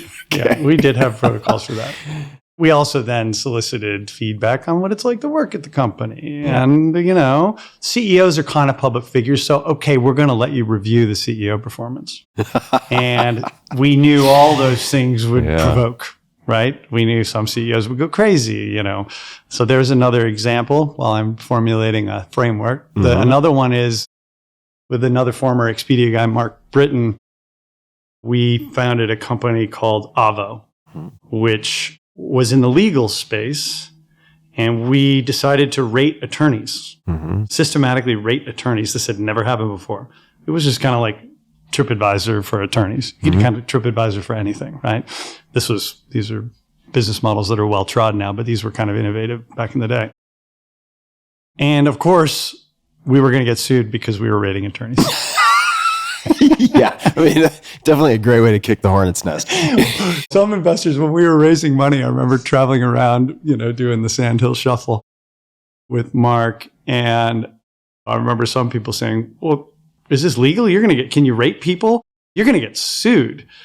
I'm not going to invest. And we were like, yeah, we're going to get sued. Did you see Die Hard? You remember Die Hard where the German terrorist leader, is waiting for the last lock to open and he needs the power to go down in order to be able to get the bearer bonds out of the Nakatomi Plaza safe. Yeah. Okay. And the people are like, how is he going to get the power to go down? And he said, ladies and gentlemen, I'll give you the FBI. And they came in on those things, and the FBI, the playbook said, all right, cut the power. Boom. Anyway, that was exactly the launch strategy of Avvo. It's like, here come the suits. I'll give you the FBI. Anyway, it was perfect because it created all kinds of noise. I'm struggling with the structure. Let's go with the lawsuits. All right, so the Sandhill Shuffle, for people who don't get that reference. So Sandhill Road, if you could imagine going to like, this is not going to be the best comparison, but you go to like Kuwait and there's a shopping mall with like, Balenciaga and like Prada and all the fanciest brands, all the aspirational brands. Well, if there was such a place, but it was all the highest end venture capitalists, that would be Sandhill Road. That's right. And now it's more distributed, but still, it's a thing, right? Oh, yeah. If you go stay at the Rosewood, yep, you're right around the corner. That's got its own stories. That's a strange place, but fantastic. Love that bar. And then you have, you name it, right? Everybody's there. All the big players. Yep. And so that's the Sandhill Shuffle. So why not be afraid of lawsuits? What did you guys know that the guys who said, I'm not going to touch that with a 10-foot pole? Well, the founder CEO, Mark Britton, was my general counsel at Expedia, and he worked Securities and Exchange Commission prior to that. He was a real attorney. Mm-hmm. And the way we did it, we were 100% convinced of our legal grounds. Yeah. And so but people could still just consume so much energy, right? No doubt. So we raised money to deal with that, but we knew it was going to be pretty cheap lawsuits. Yeah. And we could provide most of the legal billing ourselves anyway. Mm-hmm. And so it would be cheaper than hiring some fancy firm. A lot and cheaper. So we were convinced. And after we won the first few suits, they lost steam. The lawyers lost steam on suing. So, yeah, I mean, it caused some venture capitalists to not do it, but the more kind of disruptive oriented folks were like, yeah, great. So what happened with Avvo? It did pretty well in a kind of TripAdvisor for legal sort of way. It did really well.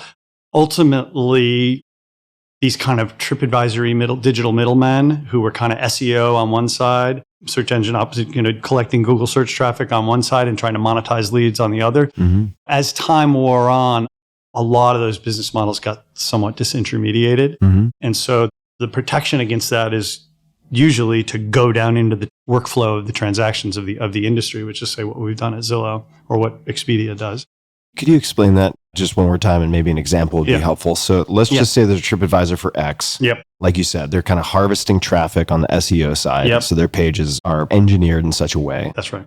Maybe also using ad spend to drive traffic to these reviews, which are then monetized on some level. That's right. How do selling some people can't see, but by selling those leads out the other side of the marketplace, right? So literally a lead middleman. You got it. Yeah, lead gen. How would they get intermediated? Michael Porter 5 Forces would say, look, if you have an over dependency on any supply of customers, you're strategically exposed for obvious reasons. If you have an over dependency on any supplier, you're strategically exposed. Business Strategy 101 says diversify your sources of customers and your sources of supply so that nobody gets too much leverage over you. Also, it's like a single point of failure, right? Absolutely.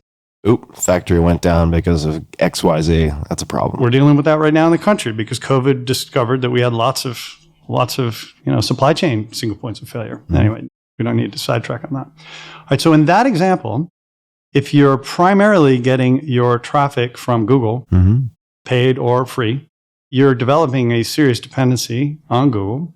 And Google, of course, in its own search for increased value, starts looking vertical, which means down into your business. Yep. And so people probably noticed over the years that Google started doing reviews, and then they did their own mess. So they're doing their Yelp reviews and their TripAdvisor reviews, and then they started doing airline schedules and hotel bookings and restaurant reservations and. And so when the big guy that you're getting all your customers from starts taking a more than passing interest in your business model because they want to capture more value, you better figure out something else. Yeah. So strategically speaking, my defense against that in my digital marketplaces has been twofold. One, build a giant brand that customers know and love. And therefore, most of your traffic and customers comes directly to your app and sites.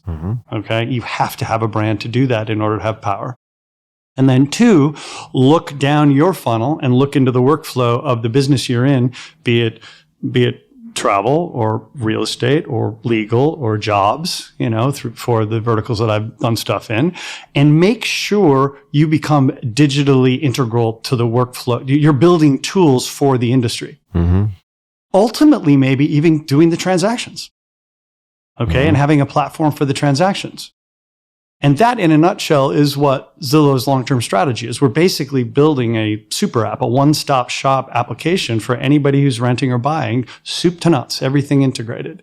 All the professionals plug in workflow. We have a big brand. We source almost all of our customers directly. Not all, but most. And we're embedded in the workflow, solving real customer problems. And the business is great and growing. All right, so I haven't forgotten about the Provocation marketing class. However, I think this is a great place to buy you some more time and talk about naming. Okay. Oh. How do you name companies? You saw that blog post. I played around with blogging like all of us. It really stuck with some, and it didn't with others. I probably only had like 10 posts on my blog. But one of them was naming, because I've had a lot of fun naming companies. Mm-hmm. And I gave advice on naming. I think the title of the post... The site it's on is called hopperanddropper.com, which is a fly fishing term, which is nobody's gone to. So I only had 20 visitors, Tim being one. Lucky 21. So I have a few rules about naming. First, when you're trying to brand a company, if you're building a consumer brand especially, you have kind of two broad ways you can go. The easy way and the hard way. And I'll forgive the 4-hour work week and the 4-hour body, but I'll tell you that there are no shortcuts. You take the shortcut to the long road, my coach Jimmy says. Yeah. Anyway, the easy way is, if you're building a travel site, to call it hotels.com, airlinetickets.com, you name it. Every category has a literal word.com. Mm-hmm. Okay. And the advantages to that are it's easy to explain to people what you do. Yeah. And the disadvantages to that are you don't own any brand equity because you can't own a word that previously exists. And so you're non-distinct and non-distinctive. There's an in-between way, which is to use an existing word but make a new application of it. Apple, computer, Amazon.com, and that's viable. But you have to build a new definition for that word, which those companies obviously did successfully. The hard way, and the best way, I think, for consumers is to make up a word. Make up a word. Which is super hard because you have to tell people what the word means. You have to define it for them. But once you do, you own that word. The definition of that word is yours and only yours. Mm-hmm. Okay. And so I like the hard path because I like building brands. Mm-hmm. And with Provocation marketing, I think I can get a big audience early, which begins to familiarize people with the brand. Okay. So I was confident in my ability my team's really ability to do that. Okay, so now when you're making up a word, what do you do? And I think this is what you're referring to. Uh-huh. Okay, so high point Scrabble letters. Do you play Scrabble? It's been a minute, but yes, I've played Scrabble. Okay, you know that there are different point numbers on each letter as you play Scrabble. And do you remember what the high point ones are? I don't. Okay. Their Z is 10. X is 10. That's the highest point you can get. A, E, I, O, U are 1. Mm-hmm. Okay? Here's why. Q is 10 too. Here's why. Z, X, and Q are super rare letters. Mm-hmm. A, E, I, O, U are super common. And so rule number 1 is pick the super rare letters. And pick them because they're very distinctive. They jump off a page when you read. They stick in people's brains in a way that's not crowded. Mm-hmm. Okay? So all my stuff has Z's and X's and some Q's actually too. Rule number 2, fewer syllables is better than more. I kind of learned this lesson with Expedia. Expedia was too many syllables. It's worked out fine. We've overcome that.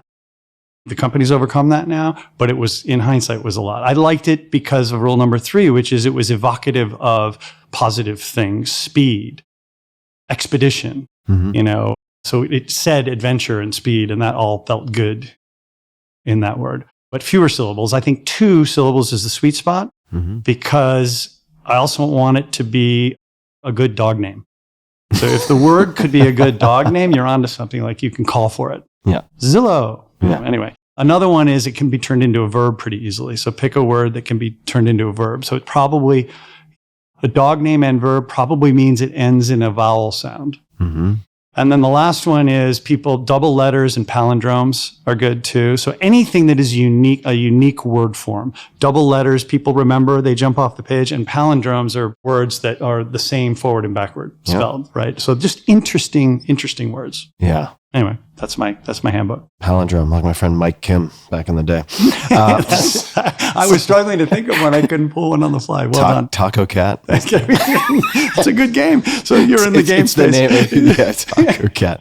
So, that is a funny game, isn't it? Yeah. So stupid. Yeah, it's great. So fun. That was so good. Yeah. So I'm thinking of double letters. So there are names. Expedia has an X. X speed. Good connotation with pre-existing words or concepts. Yep. Maybe one syllable too long.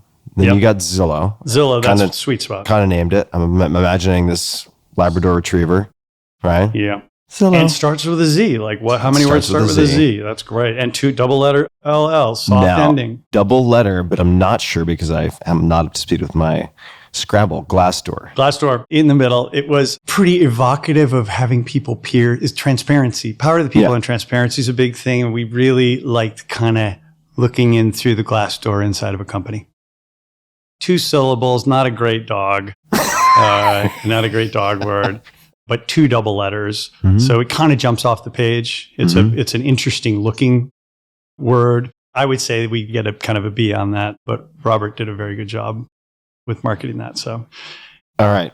So if you need more time, I'm not going to forget about it with the provocation marketing curriculum. Yeah. It could just be one seminar. It doesn't have to be ongoing. Just if that complicates the envisioning process. Find a 7 deadly sin zone, something that is emotionally core to us. Okay. That you know is going to incite an emotional response. All right. Okay. So some topic that people are emotional about. Mm-hmm. And then go address some sacred cow, some taboo or sacred cow in that space. Most of the ideas that you could probably think of with that outline would be really negative. Right? And then get rid of all those, because I do believe a cheap way to get attention is to scare people. Yeah. Okay. But I think it's cheap. It's a cheap way to lead is to scare people. Yeah. Effective, but cheap. And it doesn't make people feel good to be scared. So if you're building a brand and a service, you want people to be provoked, but feel good or tickled or entertained. And so that is where I would head with the seminar, something. And then we'd end up brainstorming about getting people's ideas for that. Let's touch on briefly, mention Bill Gurley, of course, famous venture capitalist. He's been on the show. Brilliant guy, also quite hilarious. And local. Hey, Bill. Yeah, he's right a couple blocks from where we're sitting right now. Yeah. You have spent time at Benchmark Capital. Yeah. Which way back in the day, I mentioned this to Bill, when I first moved to Silicon Valley, a book was recommended to me called E-Boys way back in the day. Exciting. And putting aside how Bill may or may not feel about it, we didn't really get into it. I'm sure there's lots of stuff that could stand some fact checking, but it was incredibly inspirational. Super entertaining. And so entertaining. I mean, this was the heyday, right? I mean, this was just rocket ships everywhere. Yep. So fun to read. So you've spent time at and with Benchmark. What led you to that? Was that kind of biding time until you figured out which next big swing to take? What was the motivation? And then also, what did you learn there, or what came into greater resolution or clarity while you were there? As we chatted about before, when I was coming with my family back from that sabbatical, I'm a big believer in the sabbatical in Italy, and was considering the next career move. I got to know first Bruce Dunleavy at Benchmark, and then Bill and the other guys. I did read E-Boys then too, which was, romantic kind of in a weird way, but for business geeks like me and you, maybe romantic. And I also knew that I had a personality that did want to have my fingers in a lot of stuff. I did. I knew that. I knew I liked to do lots of things and I wanted to do lots of things and I could do lots of things. I could think about lots of things. And so in the course of trying to figure out, prior to Zillow, trying to figure out what to do, I got to know those guys really well. I knew, they invited me to a bunch of stuff to sit in on stuff. I knew I would be good at that. I knew I liked doing that. And then a condition with Lloyd Frink of doing the Zillow thing and taking the CEO title, I said, look, I'm going to do a bunch of other things too. I'm going to start more companies and I'm going to do the venture capital thing. And he's like, all good, no problem. And so as a way to keep myself stimulated and seeing lots of stuff and get down to the valley, I was in Seattle, which was not really a venture hotbed at the time. Cloud computing hadn't happened yet. We did have Amazon, Expedia, and Microsoft, but and so the action on the cutting edge was down in the valley. I had some boards I was on down there as well. And so I took the venture partner job with Benchmark, which is a pretty ill-defined position, as a way to keep me going to the valley and keep me in the flow of the latest stuff. And I really loved that. I do believe that ended up benefiting all the other stuff I was doing as well. I really loved that, love that team. I love that team to this day. How did it benefit the other things? Was it just seeing around corners, kind of getting an idea of what's coming before most other people have a chance to? Yeah, and thinking of new ideas for companies too. But I'm a big believer. There are some companies that hold on to their people and say, you can't go do other things. Don't sit on other boards. I really like executives that are on my teams to have another board. Mm-hmm.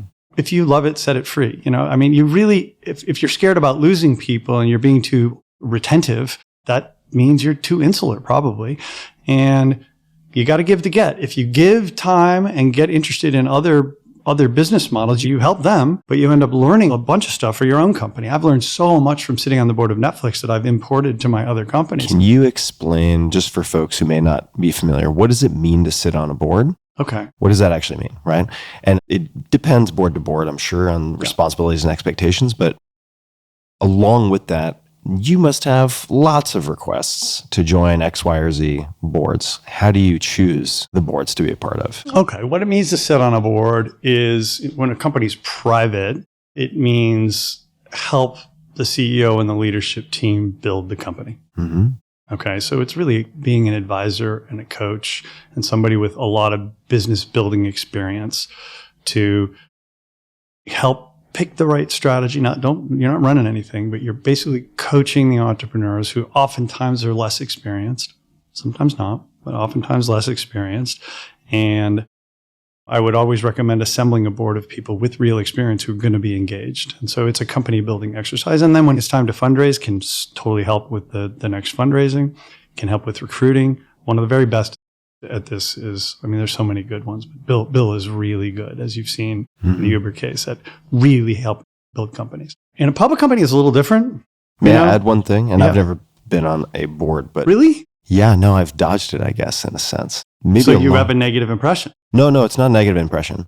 You dodged it. Well, I feel like dodge is a strong verb to use. That was a missile coming at you, and you. I have felt like at the time when these opportunities have come up, that I did not have clear criteria, and I don't want to commit to things reactively, which is part of the reason why I'm asking you. Okay, got it. And also, it seems like, and definitely correct me if I'm wrong, but another responsibility of a board is to fire leadership if it comes down to that, right? So it can be, bed of roses and looking forward to the future and a lot of good things, but it also comes with responsibilities to handle the tough times. Yep, especially for a public company, those are the most important times too. Yeah.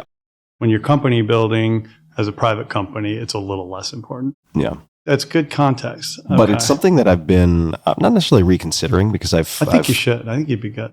Okay, tell me. Well, you're a coach. Yeah. That's all it is. Okay. It's what it primarily is. You're instinctively a coach. Mm-hmm. And you have a lot of experience sets and you look for far analogies. You look for, this situation here is a lot like this other situation. And that makes you a good communicator. Mm-hmm. And that is oftentimes what good coaching is. And I kind of I shouldn't say inadvertently because it's not inadvertent, but informally do that already, right? With a lot of the founders that I'm involved with. Which is fine too. Yeah. But it's that same, in the best of circumstances, it is that same way on a board. Mm-hmm. Okay? And those are the only boards that I'm involved with, is those that are really there to coach and give advice. Sometimes, oftentimes, in a public company, when you get into the public markets where your responsibilities are a little different, you have these hardcore responsibilities to represent shareholders. And the only real power you have is kind of capital allocation a little bit and who's the CEO. Capital allocation, meaning how do they spend their funds? Raising on money, spending money. Mm-hmm. Usually not to the budgetary, but big acquisitions, whatever. I got it. Big changes in the cap table, in the balance sheet that will affect shareholders. Yep. Okay. Got it. Oftentimes, public companies, depending on their age, usually as they get older, they stop acting like a private board where it's really about the strategy and coaching and helping and building, and then becomes more about institutional shareholder services rates directors. What is that? Oh, wow. Yeah. Okay. So they're like the lawyers competing to have good ratings on Avvo. Kind of. Okay. Kind of. And then when a board... This is something I haven't heard anything about. If a board this is juicy. If a board tips into, let's call them professional directors who are really worried about their board director reputation, it becomes more about them and process and CYA. Cover your ass. Yeah, because you don't want to get sued, whatever. If you don't want to look bad, whatever. Versus, let's build a company. Yeah, that doesn't sound fun. I've really actually never had a board tip into that. I've had some boards devolve, into finger pointing and what have you, but in the private space, right? Yeah. I'm on a few public boards, but they're all really, their strategy and how can we grow and how can we help you and how's the team doing? And if I don't get a good ISS rating, which I have some of the worst there are out there, really, I do. Wait, who actually determines the rating? I don't really know the process and I don't really give a rip, but some survey, it's a stick up job. These things, they stick up job, like they rate, give us what we want or else. Look, it's like bond ratings or whatever. Like these ratings firms, they do ratings and then they sell consulting services to the customers. Yeah. It's just a classic, and mutual funds and ETFs, whatever, hire them and they can't track every company. So they look at the ratings and how we should vote on the proxy issue and blah, blah, blah. Anyway, I've got very low ratings for lots of nonsensical reasons, but I don't care. Yeah. Okay. I personally don't care. A board that's full of directors who really do care is like not as, it's not as fun. Anyway, framework for you, which you asked. So Greg Maffei, who's on my board at Zillow and who I've worked with for a long time, I mentioned already, and Jay Hogue kind of gave me the same advice. Jay's another venture capitalist who I work a lot with. We're on boards together. Construct. A good construct that Greg told me early in my career was, is it local? Is it fun? Is it lucrative? Uh-huh. It's a good place to start. Those are good. Yeah. Good so you don't want to, you can zoom now a little bit, but you really don't want to spend your life. So that's another thing that put me on the sidelines is I knew a few people who they just seemed like traveling salesmen in the sense. Yes. It was like George Clooney from Up in the Air, I think, when he's just traveling around a different city every other week. Soul crushing. Yeah. And it's not quite that way, but Greg, when he laid it out for me, he's like, it's got to be 2 out of 3 at least. If it can be all 3, trifecta, score. And lucrative meaning potentially lucrative. You would buy the stock. Right. As a growth stock. And this is as good a point as any to just explain the, I guess, compensation structure. How does it work? You get an equity grant, you have options that vest over time, and I suppose it depends on the state of the and stage of the company. That's right. Private companies often are not compensated because you're the venture capitalist. Right. Okay. So you're the funder. So you're doing it because you already own a chunk of the company. Yep. So that's your compensation. Mm-hmm. And most private companies can't afford to pay. Now, the late stage startups, the forever startups now, like I'm sure Stripe directors make a lot of money. Yeah. Public companies, it's really just like, salary bands based on the size of the company. I mean, it's like for most kind of mid-cap public companies, I would guess it's $200,000 to $350,000 a year. Mm-hmm. Most companies are for big meetings, committee meetings, whatever, not a huge chunk of time, so it's nice.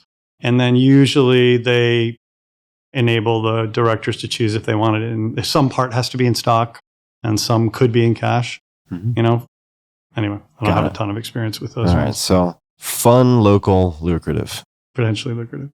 And fun has got to be like, it's a proxy for maybe it's a cool company, whatever, that's fun. But really it's the boardroom dynamic. Mm-hmm. Like you look around the table and at the leadership team, and is it a collegial everybody's rowing together in the same boat kind of situation? Or is it we got old factions fighting and these guys want that and these ones want that and run away. Less Game of Thrones. Yeah, exactly. Like no fun.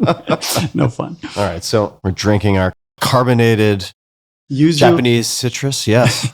Yuzu coconut water. Feeling very infused, well hydrated and infused. And that is as smooth / awkward a segue as possible to do a callback to something you mentioned earlier, which was da da da da da. And then I started paying attention to things I had neglected before that, and da da da da, including health and body, things like that. Yeah. So when did that happen? Was it a gradual development of wellness habits, self-care, or was there a reckoning at some point? What happened? I mean, I think for a lot of people, it's a health reckoning for them or for somebody else that kind of shocks them into, and maybe an overlay of general age. Mm-hmm. The substrate is age. Yeah. And ultimately, everybody probably figures this out some later, sooner than others. What is your age now? I have no idea. I can't tell. 57. Okay, God. Yeah. Wow. Yeah. You've really held on to the youthful glow. Everything's falling apart. Look at me. Oh, God. I'm like American History X as of 10 years ago, and then it's just the crow's feet are turning into crow's legs. But you seem to be very active. I am. And it was for me, it was that same thing. It was a catalyst. It was a pretty sudden external catalyst. Not my health, but my wife's and children's. And so I have 3 kids, Will, Josie, and Russell. And Josie and Russell are twins. And twin pregnancies are high risk. Yep. Definitionally. And so I was age maybe 35, 34, running Expedia as a really young public company CEO. The company's doing great, but I had to deal with stuff like 9/11, in the travel business. And I had been a pretty, not quite sleep under the desk, but kind of work all the time kind of guy for a long time because I love my work, whatever. We all kind of, we socialized with Microsoft people and then Expedia people, and we just lived, this was our lives. We talked about it at dinner. And so I was pretty neglectful. While I was a weekend warrior type basketball player and tennis player and snowboarder, I didn't yet realize that I had to maintain myself in order to be able to do those things. So I was just working too hard, working all the time. And then when Sarah was pregnant with Josie and Russell, she went into labor really early. We were on our way up to Whistler. And she was, for those who understand these things, I think she was 27 weeks pregnant out of a 40-week typical gestation period, which is very early. That's not very, very early, but it's danger early. And so we were driving on our way. So I was like, I think something's going on. Let's go stop by the hospital. So we stopped by the hospital just so her OB could check her out. And she was partially dilated and just some small contractions. And Sarah thought nothing of it. The shoemaker's kids have no shoes.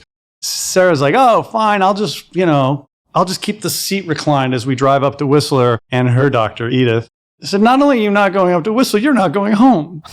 You are going to be admitted to the hospital, and we're going to put you on muscle relaxants. So that began a kind of a 6-week, very scary period of my life and her life, where she was in the hospital making sure that the babies didn't get born.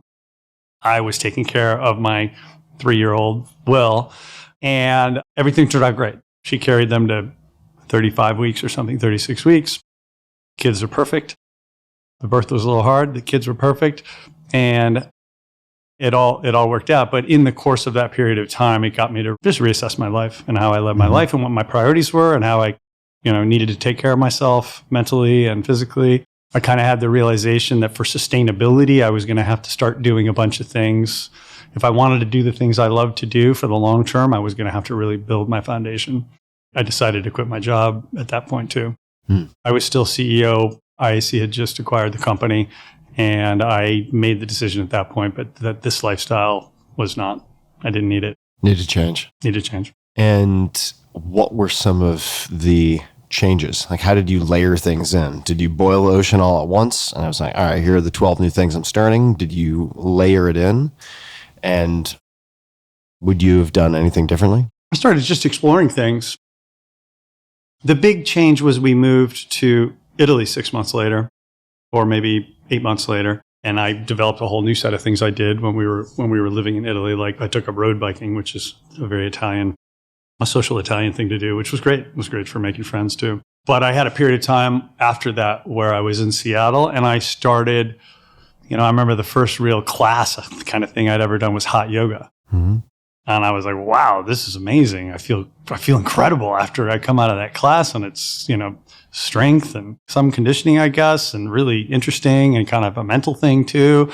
And I started doing that. And then I didn't hire a trainer until much later, but I eventually got there. I didn't lift weights for a long, long time. I was more just kind of running. I took up running. I ran a couple marathons. I discovered my joints were not built for marathons. Anyway, I did a bunch of things, Tim, recognizing that I felt better when my body felt better, and my mind felt better when my body felt better. Mm-hmm. And it's just built over time to the age I am now, where like the physiology of what's happening to my body and my bone density, my muscle mass at my age, I'm like continually been ramping up how much I do, A, because it makes me feel good, but B, because I'm, just age-wise deteriorating. Mm-hmm. And if I want to snowboard, I've snowboarded 35 days this year. Mm-hmm. And it's been amazing. And if I want to keep doing stuff like that, I've got to be strong. Mm-hmm. Yeah. So what does the current regimen look like? Generally speaking, I'm sure there are exceptions when maybe you travel or go to various places, but what does the general regimen look like? Yeah, I would say probably a couple hours total of zone 2-y type stuff, bike, rowing, maybe tread. My knees kind of are not great running, but a softer treadmill works. But the Peloton is my favorite one there. Mm-hmm. And then weightlifting, different body parts, maybe 4 times a week. Mm-hmm. And then a lot of just play stuff. What kind of play? A lot of snowboarding and sports. Play sports. Yeah. I play tennis. I like to do a lot of stuff with my body in the world.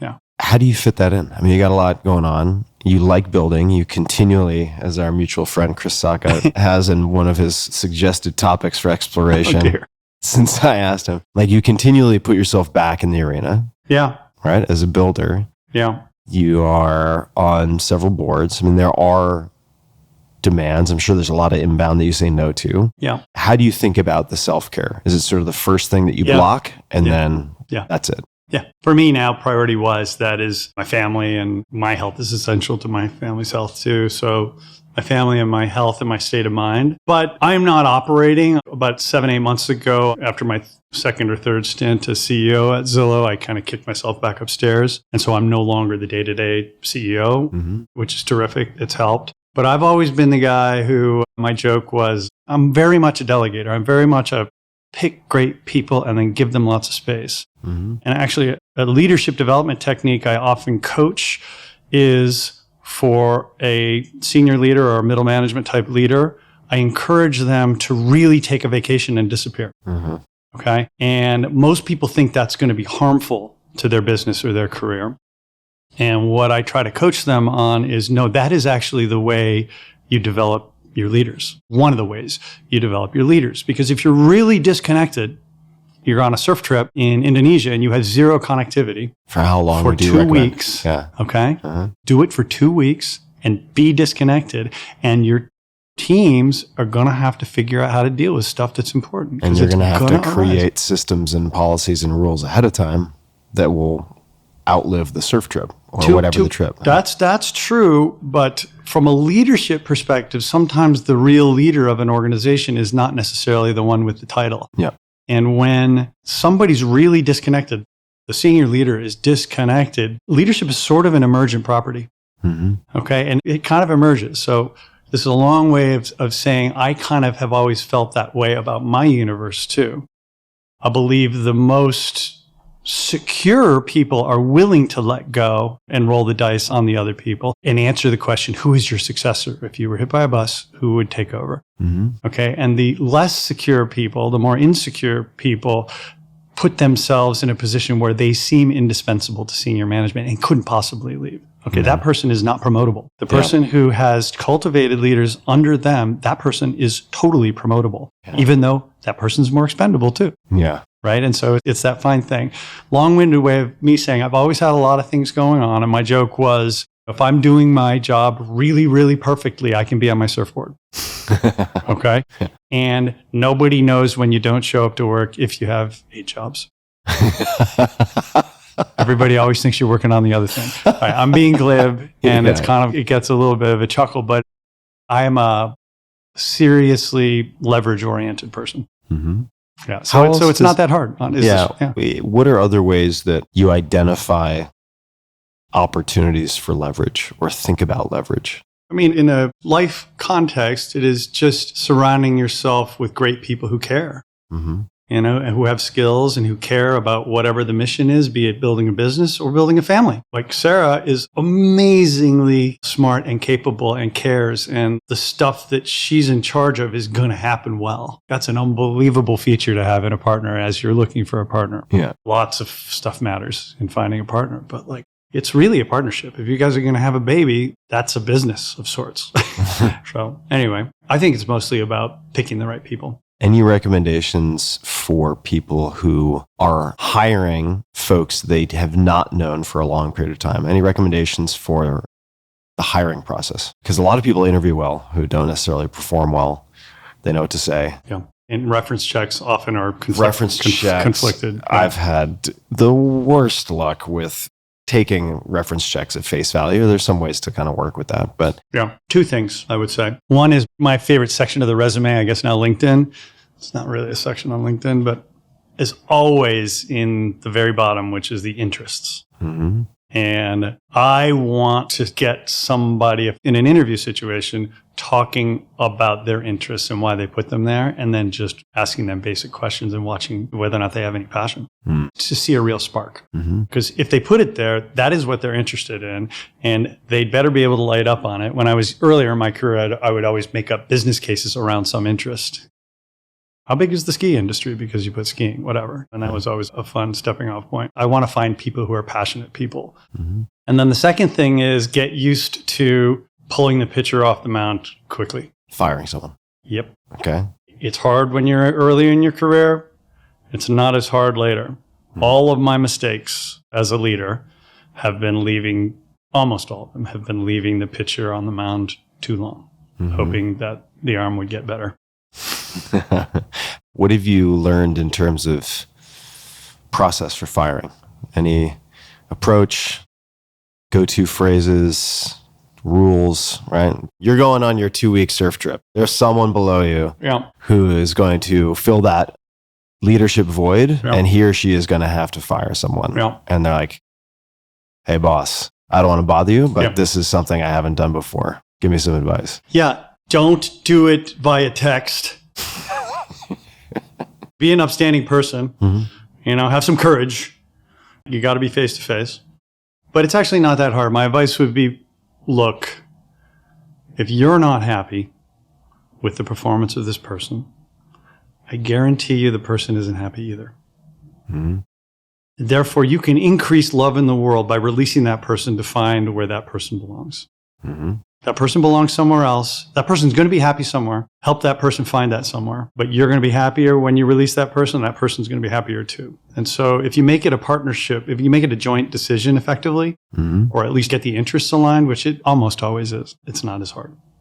And when you do that, you naturally are being human. If you're looking for shared alignment, that means you care. That means you're showing heart. And having heart in this situation is really important. And then in terms of the delivery, right, the conversation, any tips on how to manage that? You do have to be ready for, you know, a lot of stuff to come up, you know, and as the person holding power in this situation, you have to wear it. You have to understand and be sympathetic and non-argumentative in order to get people on the same page. Oftentimes, just like in life with anything, people really do need to get it out and be heard. And that's great. That's great. And then asking advice on the way out too, for voluntary or involuntary termination. Sometimes it's hazy, right? You know, and soliciting information on the way out for yourself and the organization is often appreciated and often revealing. too. So that's good. And the exit interview. Exit interview is important in as casual a setting as you can make, as you can muster. I believe the entrance, the 1 month post start, is a really great time to get observations from new people too, because they haven't been fully indoctrinated yet. And they probably are good consultants right then. Random question. I don't know. You could be covered in tattoos, but what is the story of this tattoo? Family. All right. 5 of us in the family. Things we love. So it looks, at a quick glance, looks like a snowflake, but those are trees? It's made up of 5 trees. It's a snowflake in total shape, and it's a starfish in the negative space. My daughter, Josie, when she was 16, which is too young to get a tattoo, asked Sarah if she could get a tattoo. Or asked her more specifically, would she get a tattoo with her? And Sarah's like, well, you met Sarah. Like, sure. And she's like, and then brought it to me, and I was like, okay, well, let's design one as a family. Yeah, no Wile E. Coyote. The first version, do you know those on the back of a minivan, the family of 5 with the stick figure mom and stick figure dad? That was what Josie drew. V1. Josie's very creative. You're creative, honey. But it was funny. That was the first version, and we were sharing different versions and iterating. And at some point, Sarah said, maybe we should bring this artist friend, Joe Park, into this. And he'd never designed a tattoo. We brought him, and he was super psyched to do it. So then he led the creative iterations, and we ended up with this. They look exactly the same, but they're not. They're all unique. And they form a cohesive the whole. trees, you're saying. The trees are unique, too. So anyway. I dig it. Yeah, I love it. I was the only one who got it in a really visible place, and everybody else got jealous because I like to be able to look at it and remember my family. And I thought I would start getting more. We did this maybe 5, 6, 7 years ago. I thought we'd get more. Sarah's gotten 2 more tattoos, but I haven't gotten any more. I think tattoos are, you don't have any? Do you have some? I don't. Very few people have one. Yeah, I've been considering getting my first, which is in some ways kind of similar. It'd actually be in very similar location right here with my dog's paw prints. Yeah. It's hard for me to imagine regretting that. You won't? Yeah, I don't think I will. Yeah. Yeah. Interestingly, our older boy, Will, was of age to get a tattoo. He was 18, I think, at the time, maybe 19. But the twins, it wasn't legal to get one in Washington State or most states. And so Josie was actually going to high school for a year in Spain at the time, and Spain didn't have that restriction. So she got the design and got it in Spain. And we have that house in Montana, and Montana doesn't have any restrictions. So on the way to go skiing one time, Russell went to some sketchy place in Bozeman and got the tattoo. So we all got them in different places. It's funny. Any other, I mean, I guess getting a tattoo is not necessarily a recommendation you're making, but any thoughts for, let's just say there are people listening who are type A or otherwise builders who can sometimes be consumed perhaps by the scale and scope of what they're doing or hope to do, and they're planning on kids or they have very young kids. Yeah. What would your recommendations be to those people? For the planning on the kind of constant delayers, which there are a lot of, maybe some right here. There are a lot of out there. Yeah. Okay. And I think the fundamental logic is this is an important thing, and I don't have enough time. Yeah. Right now. And so I'll wait till it's a better time. Mm-hmm. There's never a better time. Like, there's never a good time. So point number 1 is it's not going to get better. It's not going to feel better. And then point number 2 is, like, we're built for this. Yeah. We are the successful evolutionary product of a lot of people who figured this out. Which means we have a lot of encoded knowledge about how to do this and how to deal from our bodies and our minds and our relationships and even just how we parent. Mm-hmm. It's encoded. A lot of it is encoded. So it's, you know what? It's probably going to work pretty well.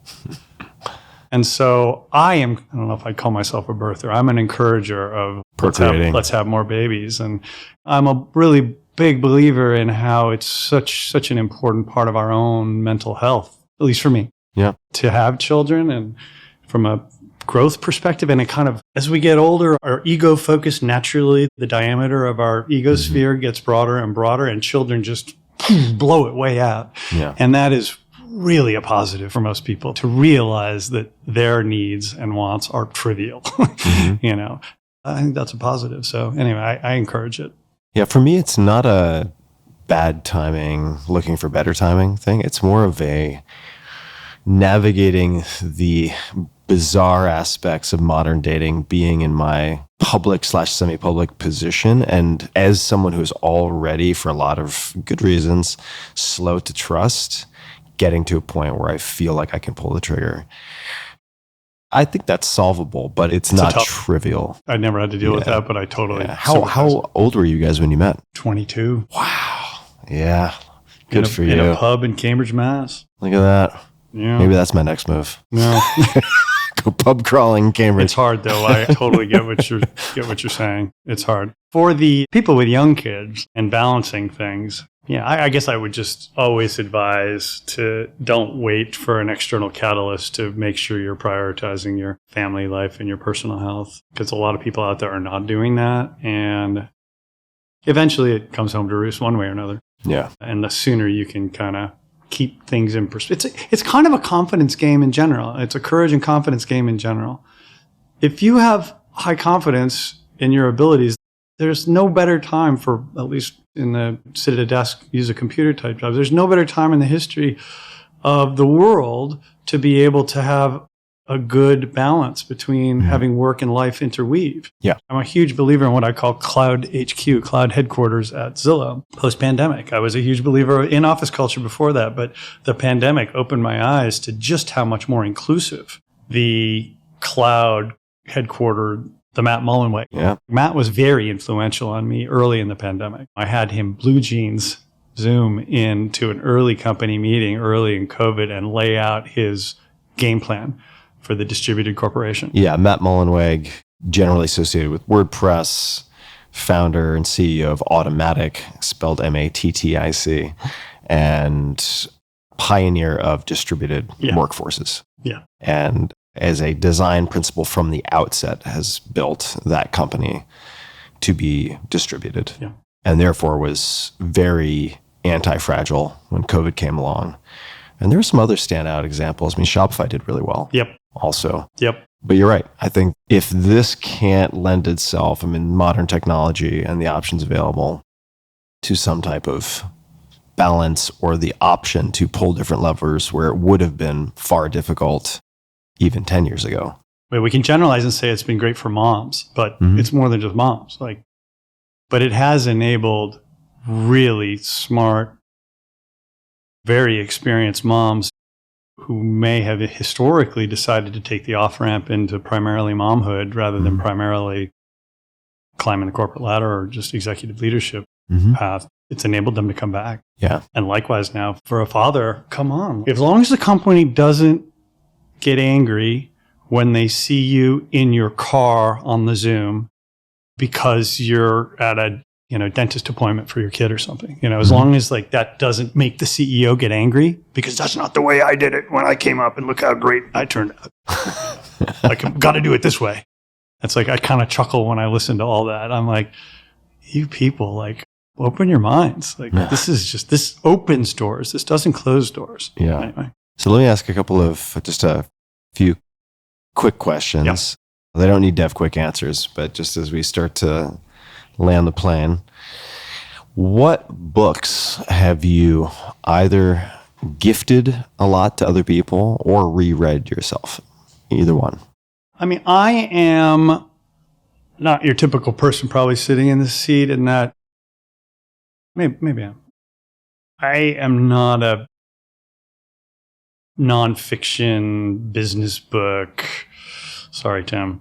That's okay. Yeah, I tend not to read that stuff. Though the older I get, I occasionally will read a biography now, but they mean more now the older you get. But no, I am I'm a big reader, and it's fiction. And generally good fiction, although I do have, cheap thrills. Yeah, I do. I really love beautiful fiction.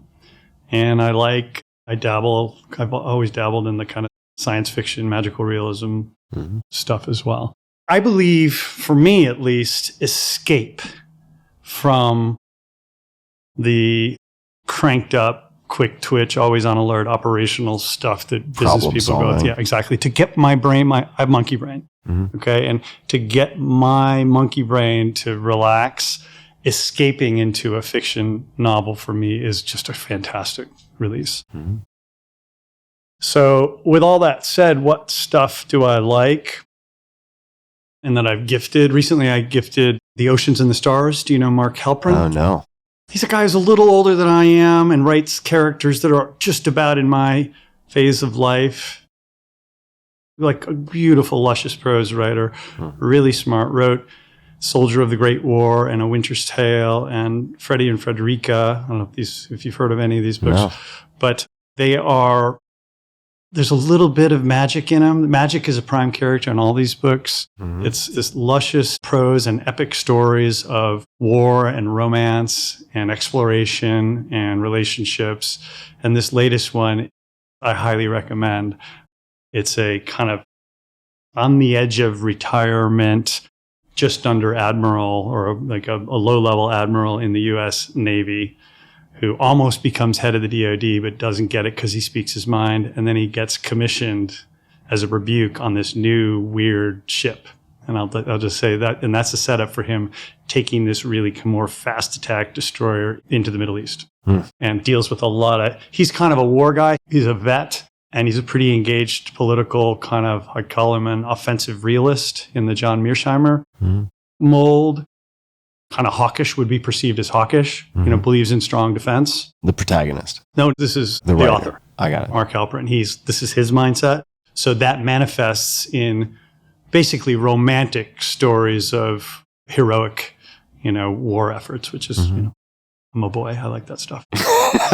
I recommend Oceans and Stars is great. Oceans and Stars. The only one of his that I've probably reread is A Winter's Tale, which was my first one I ever read by him. It's just a beautiful, beautiful story of early 20th century life near New York City and upstate New York. You might actually like it. I might dig it. Yeah. I read Last of the Mohicans just to beautiful. It's beautiful. Take a walk through that area and that time period. Yeah. Other authors I like Haruki Murakami, kind of magic. Neil Stevenson some people don't like his latest book, Polostan. I don't know if he's the one who wrote Snow Crash. Oh, yeah. Okay, you know him. Snow Crash for had pizza geeks. with him in Seattle. He's so with a couple of other guys. And I was like, wait, you do Victorian era calisthenics with, and you make swords? Wait, what? I mean, lots of... And he's got the beard down to amazing beard, yeah. I actually kind of froze up when I met him. It doesn't happen to me very often, but he's kind of a hero. And he's in Seattle. He's right there. Yeah, he's right there. So I see him occasionally at our sushi place. I'm like, I get scared. But his latest, Polostan, I highly recommend. Okay, I haven't read it yet. Some people are giving me grief for it. Authors, when they get successful... 7,000 pages? Well, it's long. A lot of his stuff is long, but it's not that long. It's not like Cryptonomicon or something. Which I loved. Side note. Me too. But... authors, as they get successful, sometimes, they have too much power over their editors. And so they get a little self-indulgent, which for me, with a beautiful prose writer, I'm like, take me along. Fine. I will indulge your self-indulgence and I don't mind it. But this one takes 100 to 150 pages to break into, but then it just goes. Then it rips. Yeah. So anyway, I highly recommend. And it's going to be a trilogy. And so it's only the first one. So I'm like, I can't wait. Anyway, you can tell I love to read fiction. Yeah.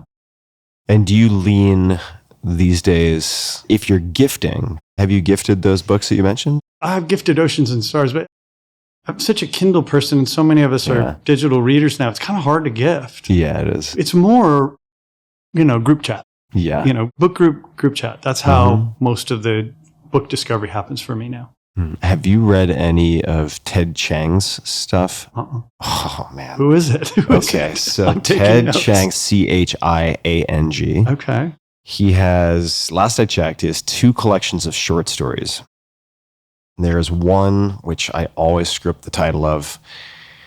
It's like Stories of Your Life and Other Stories, something like that. Okay. And one of those short stories was the basis for the movie Arrival with that's great. Jeremy Renner. Amazing movie. Yeah, so one of his short stories was the basis for that. Yeah. And then I read that collection, and pretty much everyone who read it was just like, I don't understand how this guy does this. All right, cool. And if they happen to be writers, are also just like, sad clown tear, just like, how does someone even begin to create something like this? Then a second collection came out, Exhalation. And I didn't want to buy it because I didn't want to be disappointed. I was Right. like, there's just no way, right? Like that first one was Appetite for Destruction. Like, yeah, you can't do that twice. And the second one was just unbelievably good. All right. And not all of them will hit necessarily, but the ones that hit are just incredible. And he has, And they're like one night read short story, a collection of one night I would reads. say a lot of them are one night reads. Yeah. Some of them end up being a little bit longer, Yeah. but he, along with other writers too, Kenneth Liu, I think is Liu. He has The Paper Menagerie, which was actually gifted to me by Matt Mullenweg, blends or alternates in a sense between sci-fi and fantasy in this really compelling way. Cool. So you get these like little ginger snacks in between your pieces of sushi. That These sounds right up my alley. resets. So highly, highly recommend. Yeah. And I think for the longest time, he wasn't, maybe he still isn't a full-time writer. That's the part that really got me, where it's like, okay, he writes technical manuals for A, B, or C, and then in his spare time, he wins Hugo and Nebula Awards. Wow. It's just like, Amazing. oh, come on. Amazing. Yeah. There's really, hope. There's really, hope for. I always kind of wished I became a writer. I like to write, but I'm not that good, and I've never dedicated time to it. But in that vein, this guy Amor Tolls, do you know him? Oh, so good. I've only read. He was a banker. I know, finance. That's another Until one. he was like 40. No, I know. The only thing I've read of his is Lincoln Highway, which, I mean, it is such a page turner. Yeah. It's so beautifully architected. And I read that, and I, through someone named Hugh Howey, shook hands with Amor very briefly at a restaurant. We happened to bump into each other. And I found out about the finance background. I was like, you got to be kidding me. I know. You got to be kidding me. I learned that he was on somebody's pod. He gave a great pod when Lincoln Highway came out. Yeah. To somebody who cracks open artists. It might have been like Brian. It might have been Compliment. Yeah, very well could have been Compliment. Who like gets to artists, right? And Yeah, gets to who, know by the way, for people who don't know, a quick bit of trivia. So Brian Compliment, co-creator of Billions and co-writer of Rounders and all these movies and TV shows and so on, also discovered Tracy Chapman as a musician back in his A&R days. Really? Yeah. Oh my God. Isn't that wild? He's a talented guy. Yeah. So it wouldn't surprise me if Amor was on that show. Yeah, he was on there and got him to crack up. And then he was kind of surprised by Brian's questions, I think, and didn't know Brian. And all this stuff came out. Yeah. You know, it was pretty cool. Anyway, that's great. Amazing. All right. This is the billboard question. If you could put anything on a billboard, message, quote, reminder, anything at all, obviously metaphorically, just to get something in front of a lot of people. You asked this, so I did think about it a little bit. Yeah. And my initial response that I latched onto came from that movie Bowfinger. I don't know if you ever saw Bowfinger. No. It's a cult classic, and Okay. a lot of you people out there haven't seen it, but I highly recommend it. It's Eddie Murphy tour de force. Okay. And Steve Martin and Heather Graham. It's super quirky. Eddie Murphy plays two roles in it, which he did for a while in lots of movies. Anyway, he plays one of his roles. He plays a paranoid Hollywood celebrity who thinks and in fact is being followed by people who are making a movie about him with him starring it unbeknownst to him. That's the setup.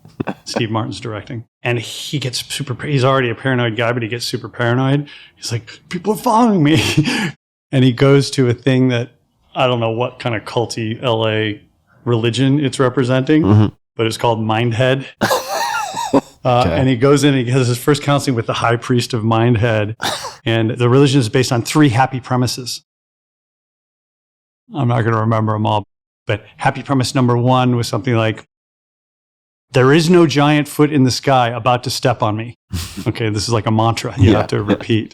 The third one is my favorite, and that was what I was going to put on the billboard, and that is, even though I feel like I might ignite, I probably won't.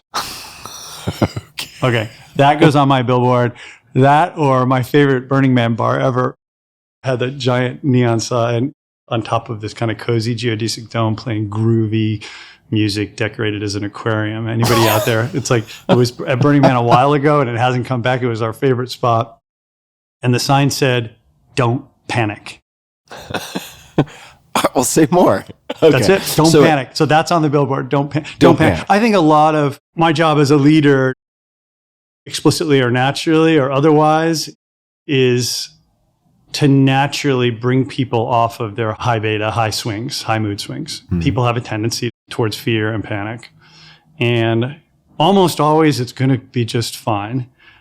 And when it's not, it doesn't matter anyway. Right. Okay? Yeah. All right. And it can cause a lot of a happier life and a calmer community, you know, and a better, healthier community and family if everybody just takes a little breath before getting scared, you know, or getting crazy, or sending a text or whatever. If I feel like, even though I feel like I might ignite, I probably won't. Is that basically related to the don't panic? I think so. I think that led me to the don't panic. I think so. Okay. I don't move through the world feeling as if I might ignite. I really don't. Yeah.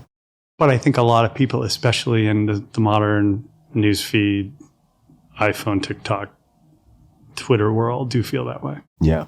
And so it's even more important. It's why meditation is on the rise. It's why we're looking for escapes. We're looking to give our brains and bodies just a break from the constant barrage. And it's causing mental health problems we all are familiar with. And I think that's part of it. It's just too easy to get mad or scared or outraged or whatever. Go take a rafting trip for a week, you know? That's disconnected. Like that's going to be on the rise. Those are growth businesses, right? It's people sheltering from the digital hailstorm of doom. Right, exactly. It's so unhealthy. Have you taken any sabbaticals since Italy? Oh yeah. I mean, I've had multiple retirements. Now, are those failed retirements, or did those have an end point where you're like, I'm going to take a year and then I'm going to dust off my gloves? The Italy and get one back was a into failed one, although I suspected. I was really young, right? Yeah. The others, no, it's just been sabbaticals. Yeah. But, how long are they typically? you know, the Italy one was the longest one, but I've kind of built shelter into our family's routine now. So it's just a part of the normal cycle of the seasons. And a really key component of that, not always achievable, especially now, Starlink and traveling Starlink and Starlink at my surf camp and Starlink on my Airstream. Like it's harder and harder to disconnect, but disconnection is really a key part of it, I think. I think disconnection, the behavior you observe when people are disconnected, like with my family when we rafted the Grand Canyon this year with a big group of friends and family.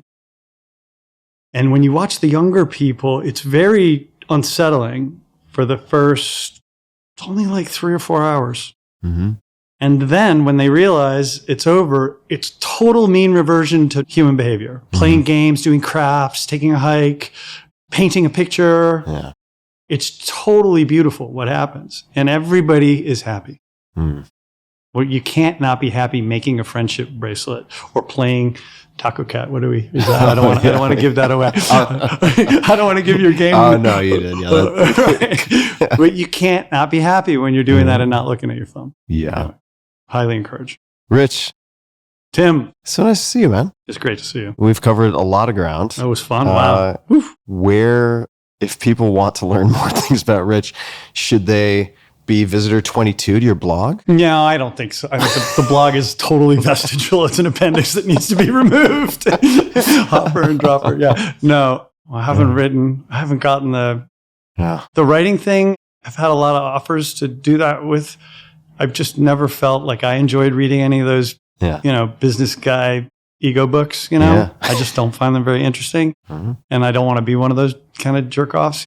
Maybe do a writer's retreat or an MFA, compressed MFA, and take a stab at fiction. It's not a bad idea. Just saying. Even if you never publish anything, it's a good muscle to train for a bit, just to play with it. I'm doing more creative things deliberately now, and it feels good. Yeah. Like I took up Procreate painting on my iPad during COVID, and it's fun. I feel so good. Yeah. And I catch myself going back and looking at my works. Like I'll be at a party, and I'll show people what I painted. Yeah. And it's not good. Yeah. But it makes me feel good. It's so, I did exactly the same thing during COVID, Procreate. And you go through these tutorials. There's something very soothing about it. Oh, that Australian gal. Yeah. Oh, who I think works at Procreate. Oh, who gives the tutorials. So awesome. Yeah, so many good ones. Is there anything you would like to say? Any closing comments, formal public complaints you'd like to lodge? No. I guess I should thank you. You perform a good service. You provide a good service for a lot of people with this Thanks, pod man. and with your books. And certain people need it more than others. And I really don't think people are looking for shortcuts. That may have been where you started a little bit. Yeah. I do think people are just looking to lead better, happier, slightly more efficient lives, improving lives. They want to improve themselves. And you really help people do that. And the diversity of the guests that you bring on this pod is really inspiring. So, yeah, it's great. Thank you. Thanks, man. It's great to be here. Yeah. Awesome to have you. Yeah. Everybody listening, we're going to include everything we talked about in the show notes, tim.blog/podcast. If you search Barton, that's going to be the only Barton. So you'll find this episode. And until next time, be just a bit kinder than is necessary to others, but also to yourself. And as always, thanks for tuning in.